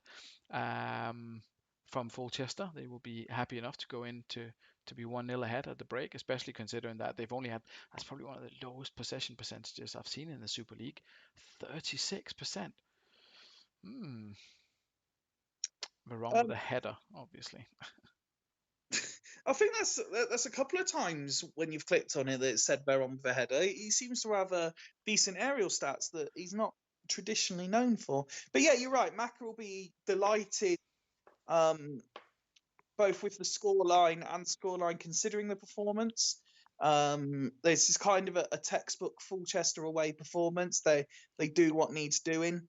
That you're looking, but will be a little bit frustrated to only get a 7. But you look at Bishgan 8, um, Yepes 8. Maka is very good at the defensive side of the game, and it is something that if he ever decides, to hang up the clipboard, so to speak, I will be asking him if he will impart any wisdom onto me, because it is one thing I'm fucking awful at is defending, and I just wish someone like him or Greavesy would teach me how to do it. Well, it is something when you see people, even in their home saves, they seem happy enough to score 150 goals and concede like 60, 70 per season. I guess that's not going to happen in Mac's home saves. How's you working at the moment? If he, if by any chance that was it rain in his factory or something like that? Yeah. I just saw a picture or a small video or something online there. So maybe he's too busy holding buckets to come with any suggestions for half time. He didn't give me any instructions, so we're just going to go with it. Eric Addo on an 8, so he's doing pretty well. I mean, I guess they still can't find a way back into it. Just maybe you need to be a little bit more clinical. When I quit Super League, all my services will be available to the highest bidder, says Chris Mack. Bit more luck for Leddersford in the second half, and they can find a way back into this. What do you think, Fifey? Well, they're more than capable, but for the fact they're playing Fulchester, I expect Macca's team to see it out. But Leddersford, of course, are more than capable of not only getting it back to level, but they could turn it round. Their squad's that strong. Well, But they've I'm because they're playing Macca, who I've highlighted his defensive skills. I'm gonna back the away team to maintain the win. maintain the defensive masterclass. I still think Ronaldinho might squeeze one in there. Let's see how it goes in the second half. Owen is on for Fulchester instead of Sutton, who had played poorly and picked up a yellow card. does seem to be all Fulchester the first 10 minutes of the second half, creating chances here. But it is Leddersford now coming forward. Patsatsoglu, Ado's coming forward there as well. Maldini coming forward. Ronaldinho, Ado, Estebaria. They are desperately trying to find that equalizer. Ronaldinho again saw his name up there. And then it all of a sudden goes the other way, but it's Hansjörg Butt with the save. And now Giggs with a chance coming in from the right, head of Abiska, and there's Owen, there's Comandini getting involved again. 3 minutes, so that's 8 minutes left for Leddersford to find a way back into this, but Fulchester are still creating chances. I think it was Saviola with a chance there. Evan Nilsson snuffs out the pass. Here comes Ronaldinho, indirect free kick given. They probably wanted a direct one, to be completely honest. Ronaldinho with a header. All right, well, that's not what you want to see, is it really? Ronaldinho. If you think back, his last game for me, he scored a header against Leddersford. That is true, actually. It looks as if it's going to just fizzle out here. Yeah, it does indeed. Does indeed. Live league table at the end of this game, lads, says Duggan. Yes, we can definitely have a look at that one. Owen for Sutton. Did you see that, Martin? Yeah, did you not see I made the substitution, Macca? I'm just that quick. Phew. Lightning hands here. Um, Nicky Butt is a monster, apparently, in general or on the pitch. Not quite Ryan Giggs, is he? 20 free kicks for Leddersford. Didn't go. Wait, what? Normally, if you have 20 free kicks, there's like 18 offsides or something like that, isn't there? So it's actually just been violence. So that's 14 fouls. fine. There's 14 fouls. That's why. Mac has clearly got out and just said, "Look, Leddersford are the sort of team we need to get physical with. So leave your foot Yeah. in, make sure the shoulder charges are blatant and obvious, and throw them off their game." Yeah, that's rough, that, isn't it? Only six of them offsides and only three yellow cards. Like, good job there wasn't Wayne Dade or one of these guys who were in charge of this one. Overall, Fulchester stat, Nicky Butt is a monster, possibly, but it was actually Igor Biscan who got the Man of the Match award in this one. Anyone else that stood out to you? Obviously, Buffon doing a solid job in goals there. Proof that average rating isn't everything. He's conceded, 15 and 13 and only a 7 average. I think it was again. You look, Comandini, Sutton, and Saviola are the ones with sixes, which again highlights what I was saying before, that a lot of Macca's success is based on being defensively strong. We've seen, you pointed out the stats there, that they've clearly gone in with a game plan of roughing up Leddersford on this occasion, and it's worked. And he's another one of them managers similar to Greavesy, who's happy to win each game 1-0 because it means he's won the game. Yeah, definitely does. And I think we'll probably, I mean, Ugo Ehiok doing a poor job there. Not many tackles there from Leddersford, and not a strong performance. Suspect we'll see Hodgie returning to one of his more sort of like tried and tested formations. I'm not entirely sure if this is a particularly good one, but we'll see. He's obviously got some players in there who can play. Ronaldinho getting an 8 again, 6 shots, 5 on target. You can't really ask for much more from him. No, It's he was just a unlucky. We saw his name a few times. He did seem unlucky today. it's just one of those things, I guess. But we'll let Hodgie decipher this and see what he comes up with for the next game. But he's probably going to have to start picking up some some points halfway through the season. Duggan asked if they could see a live league table. I don't know what they particularly wanted to have a look at, but that's what it looks like. Astor still top of the table, but we do have Boston and Devils still to play this evening. Haggis Hunters. It's not looking great for the guys down there at the moment. Fulchester doing what Fulchester do. Next up, we have Spartak Sloths against Lokomotiv Boston. There should be goals in this one. I was going to say, this could be an absolute slugfest. If they go out, if both teams go out how they have been in recent weeks, this could finish 27-18 or something. Quite Which means possibly. it's guaranteed 0-0. Yeah, Sloths average 4 goals a game over the last 4, so that's fine. Breaking hearts across the M62, right? Okay, Mac, that's nice.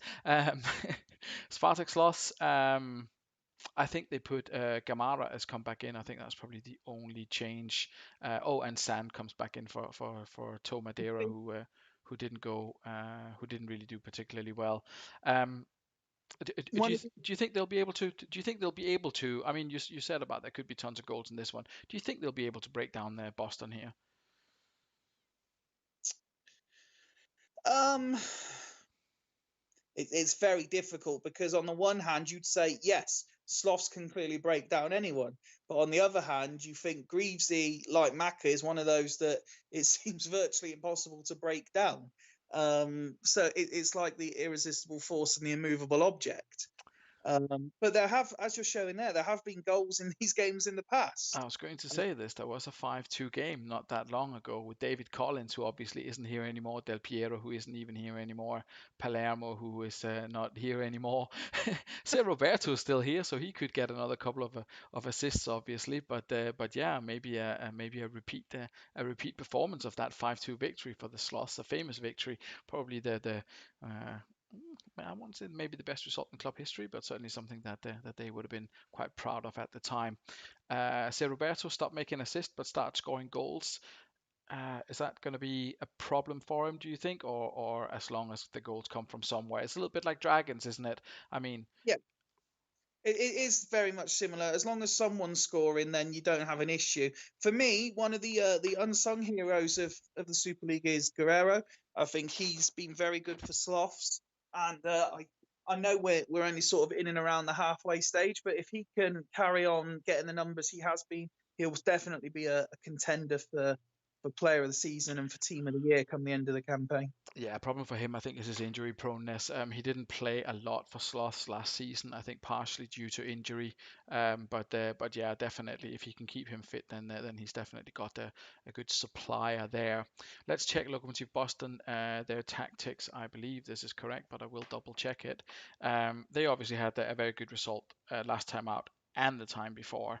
Um, he I'm a I'm did, a big fan of the core. I think he's proven in the Super League in the past what an animal he can be. As I said earlier, it's nice that Loco are scoring goals now. Um, it's an interesting one. I don't think I can in any way, shape, or form sort of pass judgment on Greaves' team because he is the defending champion. He is top of the league now. He still only had the one defeat this season, and now he's playing the sort of football that most people would want to, where they're scoring 5 and 6 a game. So there's very little I can say of a negative stance about them at the moment. And as I said earlier, full credit to him because this isn't the same. He's saying the only difference is his strikers are taking their chances now. It's not. The general levels of performance in recent weeks have been substantially more entertaining mm, than what they were pulling out last year. Scott says, I've cursed Guerrero now. Injury incoming. Oliver Dacour two-footed from behind. Achilles snapped. Well, we'll see. Possibly. Rob says 4-4. Alf says 3-2 away win. Ian Edwards says 2-1 home win. Where do Nil you nil. you think it's going to be a nil-nil, cancelling Nil each nil. other out? Well, I'm we'll see. Well, and Duggan says 3-2, Steve Wright 1-1, Dimple with a 2-1 home win. Greaves, he agrees with a nil-nil. He'll probably be happy with that, knowing him. Another goalless draw to the collection. That's how titles are won. Apparently, you win if, titles by not losing. if Greavesy gets a 0-0 tonight, there will certainly be a windmill going off on in his household.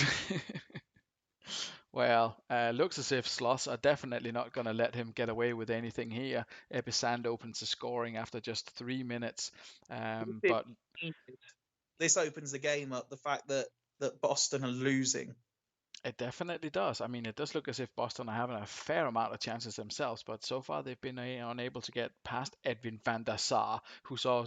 Oh, and there's Oh, Christian Vieri with the second. Sloths are look well at on their way to a famous victory here, repeating their performance from last season. 2-0 lead at half time. Yeah, it's been all about those Sloths in the first half. I tell you what, Super performance in terms of tackling. Greavesy will not let you have me on commentary anymore because I think his only defeat of the season was that one where I disappeared for the first half against Northern Burn, came back down and they were 4-0 down at half time. I just started laughing. Um, so he will Well, not let you have me on commentary anymore. let's see how the goals came about. Fingertip save by Bartes. Ebisand there to put away the rebound. And the second goal was Ebbe Sand passed the ball along the floor to Christian Vieri to move into the area unmarked with a simple finish. And then absolutely nothing happened for quite a while. Let's see, Lokomotiv Boston.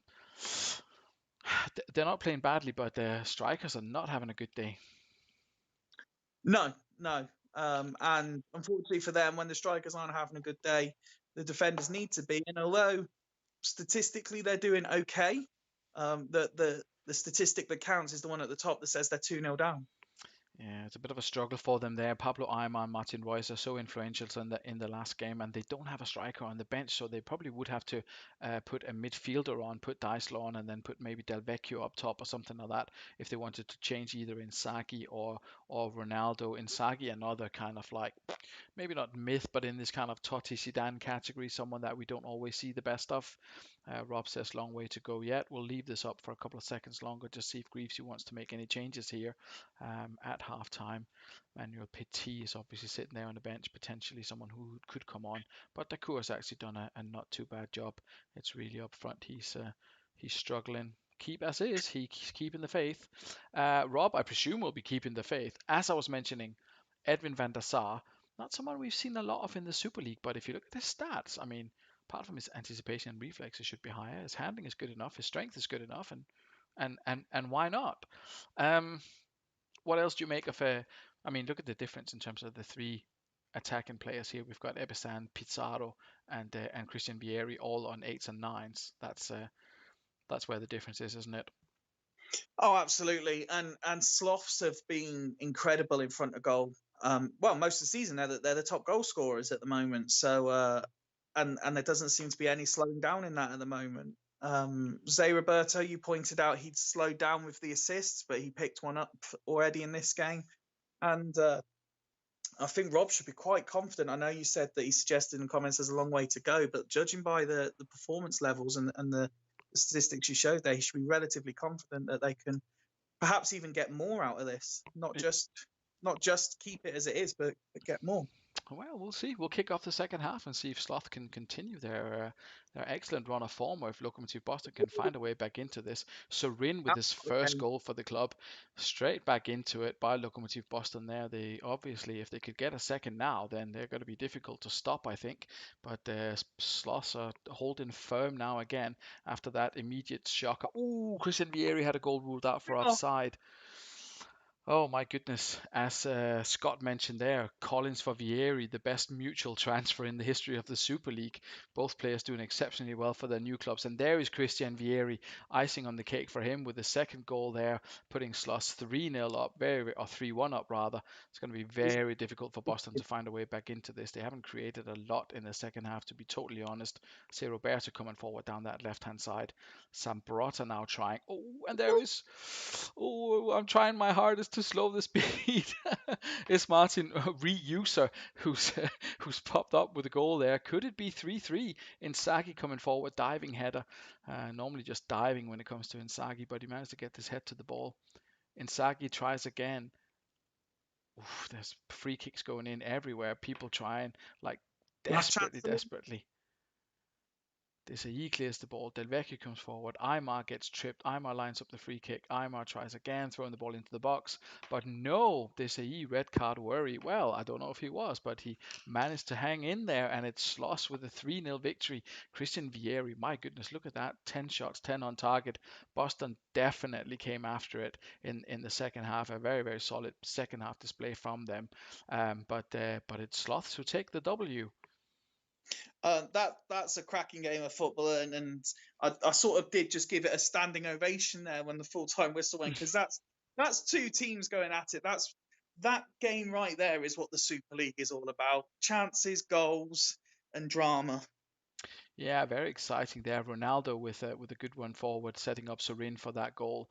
And then, just as we thought, here comes Boston back into this. It's actually Christian Vieri that picks up a loose ball after a Bartes save.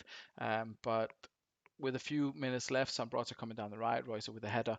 Um, yeah, very, very interesting game. Exciting end-to-end stuff, start to finish. Chimo Klumpe. Tieme? I don't know. Either way, he gets a 6. Poor performance by him.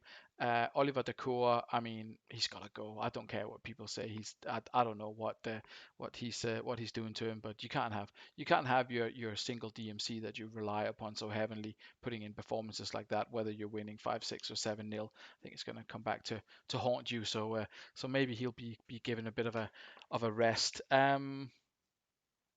Inzaghi, maybe, I don't know. Sambrata doing well on the wing. Anything that you would like to add to that Boston performance, Fifey? Not really. Obviously, he's been quite unlucky that he's come up against a Slough side that are just completely ruthless at the minute. If he performed like that in just about any other game, he would have won that. But Sloughs just score like one in every two chances they have at the minute. So, but all that needs to be said, as I alluded to earlier, is that's a perfect Super League game. Yeah, very entertaining indeed, and a strong performance. Ebisan picking up a man of the match performance. That's what I like to see anyway. Christian Vieri with 2 goals there. I mean, what a start! That's 4 and 5 that he's got, or is it 4 and 4? It's 4 and 4 now for Sloss for him. So a very impressive start for him as well. Ebisan trying to get back in the goals here, getting back in the side. Pizarro, they're doing okay as long as they keep scoring. Then they don't have to worry about conceding, as we can see tonight, and a very good result for the Sloths. I said I said earlier that the Dragons draw was ideal for everyone else in the top six. That Sloth's win has just made it all even tighter again. Yeah, I mean that looks to be the direction that we're going in, just making it tighter and tighter at the top. We've got one game left this evening.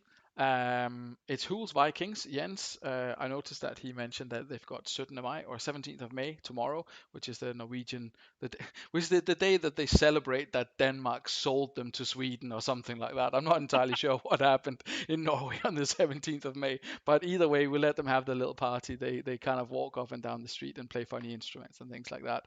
So hopefully he'll be up and about for snaps for breakfast for that. Maybe we can you can give him a bit of a national day present here, or do you plan to be ruthless against the Vikings? We've got the side up on screen here. Anything that worries you there, Fifey? Yeah, all of it. Basically, last week after we lost, I switched my laptop on and I was straight away trying new things while the rest of the show was being played out. And the formation I picked was performing really well. I suddenly started creating loads of chances and scoring loads of goals again. And then Hmm. as soon as Jens put his team out earlier, I started testing it against this formation, and it didn't perform quite so well. So I'm genuinely quite concerned now. Um, I'm just double checking Jens's lineup here because he said WTF, which I guess means that I have potentially done something wrong, which is maybe why you can't see the screen at the moment, Fifey. So don't worry about that. Or maybe he's or maybe he's referring to my Norway comments. Who knows? I'm just going to double check his actual team here: Van Nistelrooy, Rivaldo, Nikiforenko, Van Bommel, Liverani, and Dice, Sinoni, Samuel, Campbell, Turam, and Costanzo. I think I've got the bench right as well. Peliuga, Coco, Kutsov, and Palermo. Yeah, no, it must be it must be my my Norway slacking off. He was he was referring to anyway. So yeah. is similar to what I said about Dragons earlier. From the halfway line down, I mean, that worries me how good that is. And then you look at the three above the halfway line and you think, bloody hell, I've got to try and stop that as well. This is exactly why I tipped them to finish top, because their team is just, you can't see a weak player. Hmm. And then you look at the bench as well and you think, there's not a bad player to come on either, really. Hmm.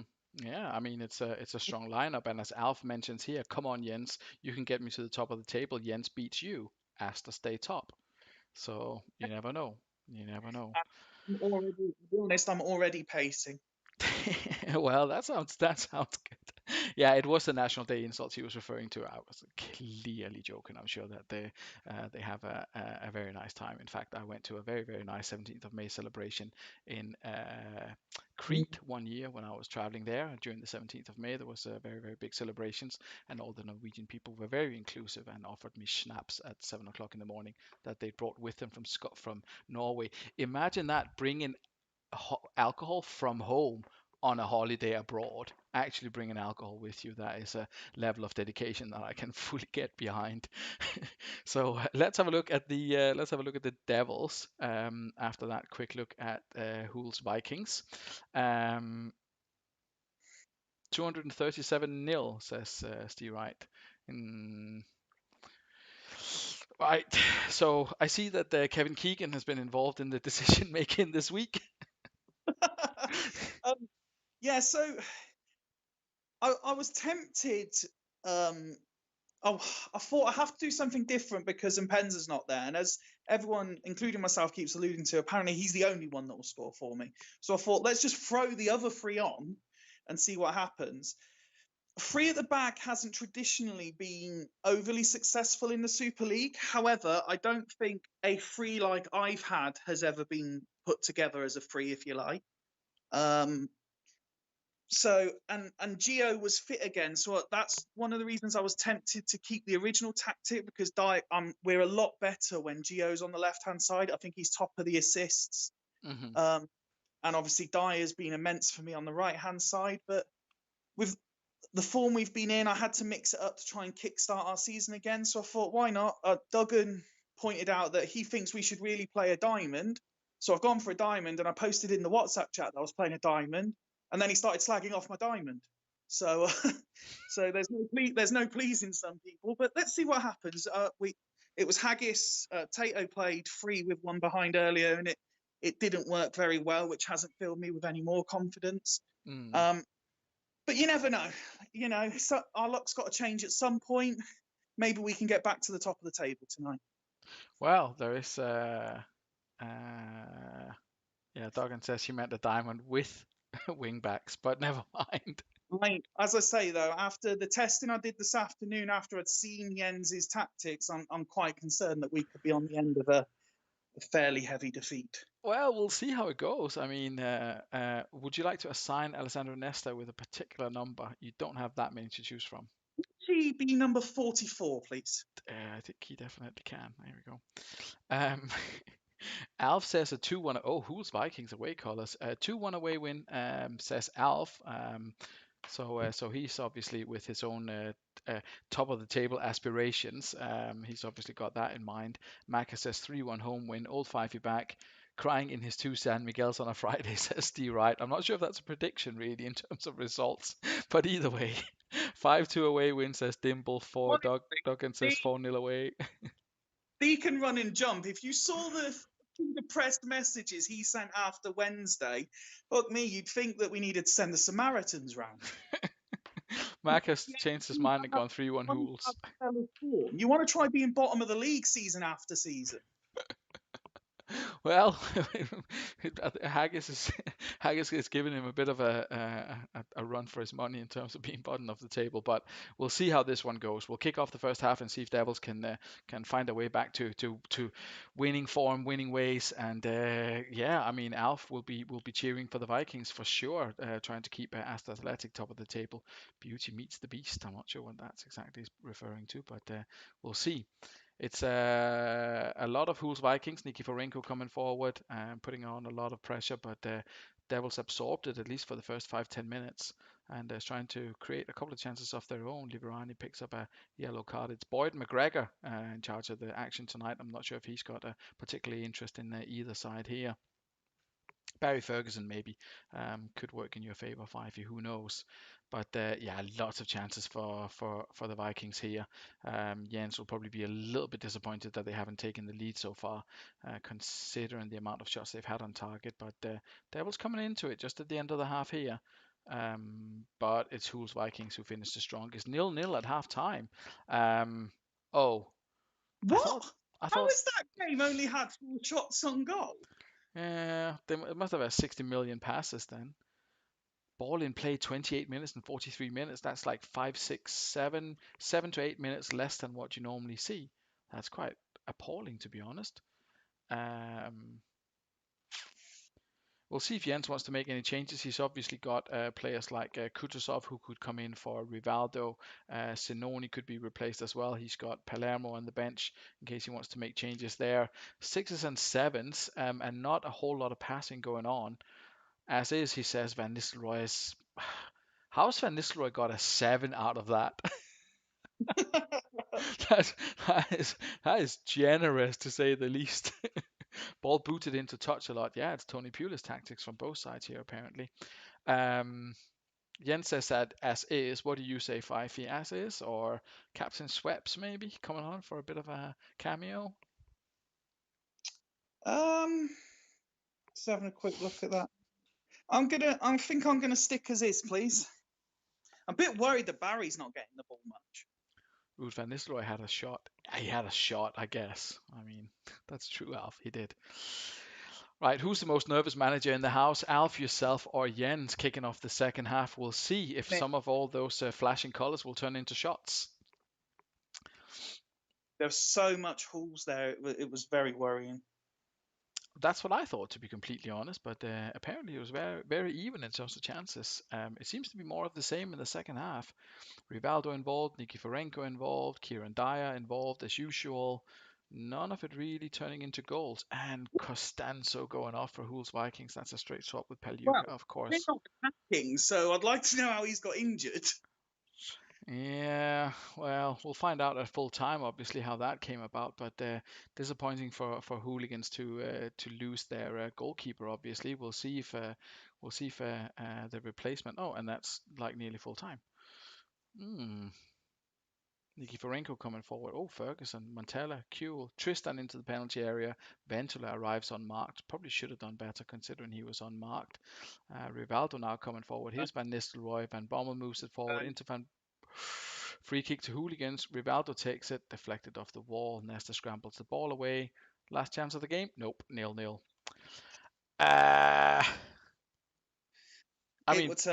It certainly wasn't a great game for the neutral. It was a horrible game to watch. I don't know how we've stopped creating chances. It's not the fact we're not scoring goals as much as, like, I think we've had about 10 shots on goal in the last 4 games combined. It's really quite worrying how we're not being able to create anything anymore. And before anyone says the obvious is because you got rid of Ronaldinho, that's while he was still in the team as well. We just weren't creating anything. Yeah, a little bit of a.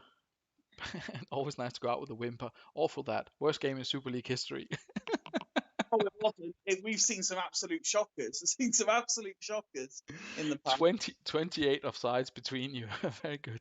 I kind of feel sorry for Jens. Not only does he get his country and his national day insulted, he also has to sit through this. At least he didn't lose and didn't concede. I mean, I suppose that's positive for ball in play for 58 minutes out of 90. Yep, that's definitely a classic. Let's see how the injury came around for Costanzo. I guess that's one of the few talking points. Nothing happened. 65 is probably something completely innocuous and pointless. I'm not going to dwell too much on this performance in particular.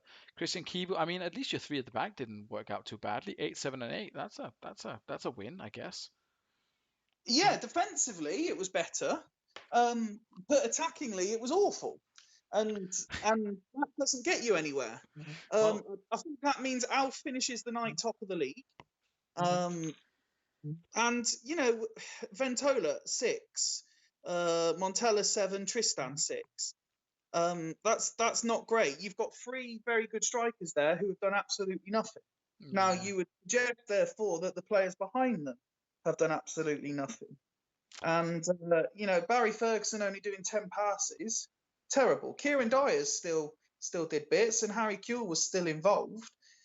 But yeah, we just completely lost anything that resembled an attacking edge over the last month, and it's quite concerning. Yeah, well, I mean, the only way is up, and given the way that the other results have gone, obviously, it's probably not that dramatic an impact. But let's have a look at the table. Everyone else dropping points. This is the problem. Everyone else dropping points meant we needed to punish that fact by winning, and we haven't. Well, you definitely haven't. That is true, and that means that Aston Athletic, for the first time since the beginning of season, whatever it was, when they won like 6 or 7 out of their initial kind of whatever games it was, maybe 3 or 4 seasons ago. Either way, top of the table, brilliantly done for Asta Athletic here. 7 wins and 13. That's not a bad return at all for Alf. Especially when you think he hadn't won in his first couple as well, from I what was I going to remember. say that's quite a meteoric rise from 14th to first in the space of 13 games. Has really turned things around here. 3 good strikers, Ventura and Tristan, are garbage. Horrible start, still only 4 points behind. If my attackers can show up, it can be interesting, says Jens. Yeah, I mean, disappointing with a 0-0 given the formation and the form and all of that, but still a point away to the second place team in the league isn't the worst. Lokomotiv Boston away next. It'll be interesting to see the fixtures. But first of all, let's have a look at how tight this is. 23 points Astra. I mean, they're 3 points ahead of Northern Burn in seventh. Gazelles just 1 point behind them, and then I mean, you can say there's a gap because there's 3 points or 4 points to the playoff spots here, but that's nothing at this stage of the season. A little bit more concerning, obviously, for Bostock, but they're in a good run of form at the moment. Dudley and Churchtown. Dudley downward trajectory, Churchtown upwards, but things can turn around quickly for both sides. Now is the time. Haggis Hunters, 11 points to make up over 13 games. Two No, teams. I think Haggis are already out of it personally. I'm not a big fan of writing teams off, but 9 points from 13 and 8 goals scored is when you've got Shevchenko and Patrick Vieri rather.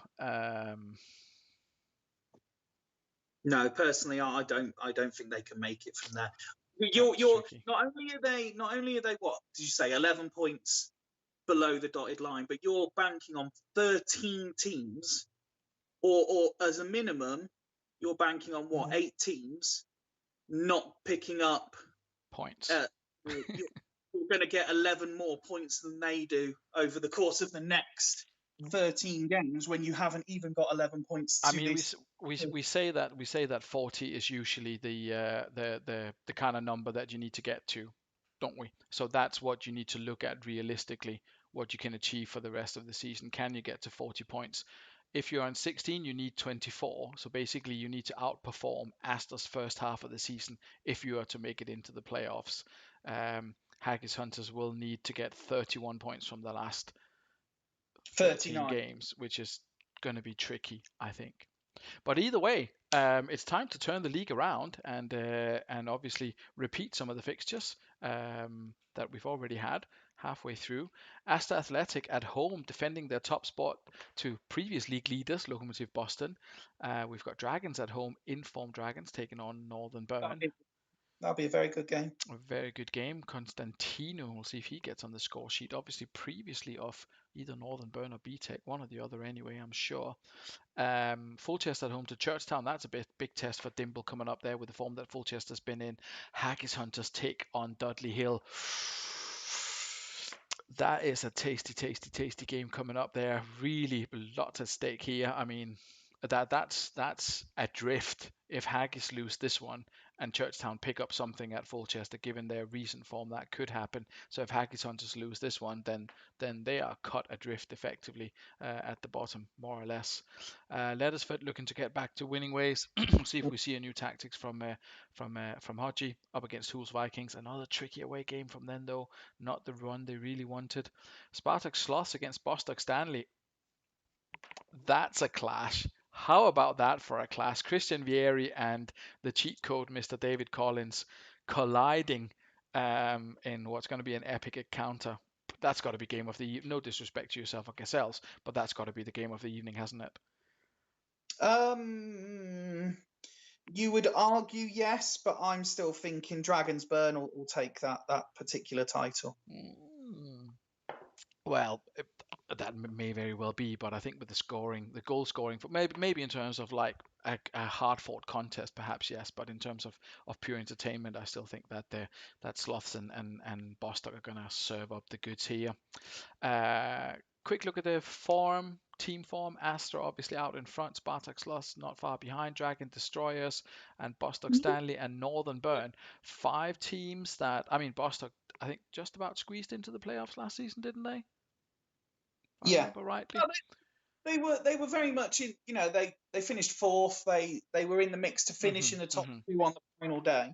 Yeah, but Astor Sloths, Dragons and Northern Burn, relative newcomers to the dizzy heights. I mean, I appreciate that this is not the table, but in terms of the form, that's certainly some of the teams that weren't on particularly good form pretty much all of last season.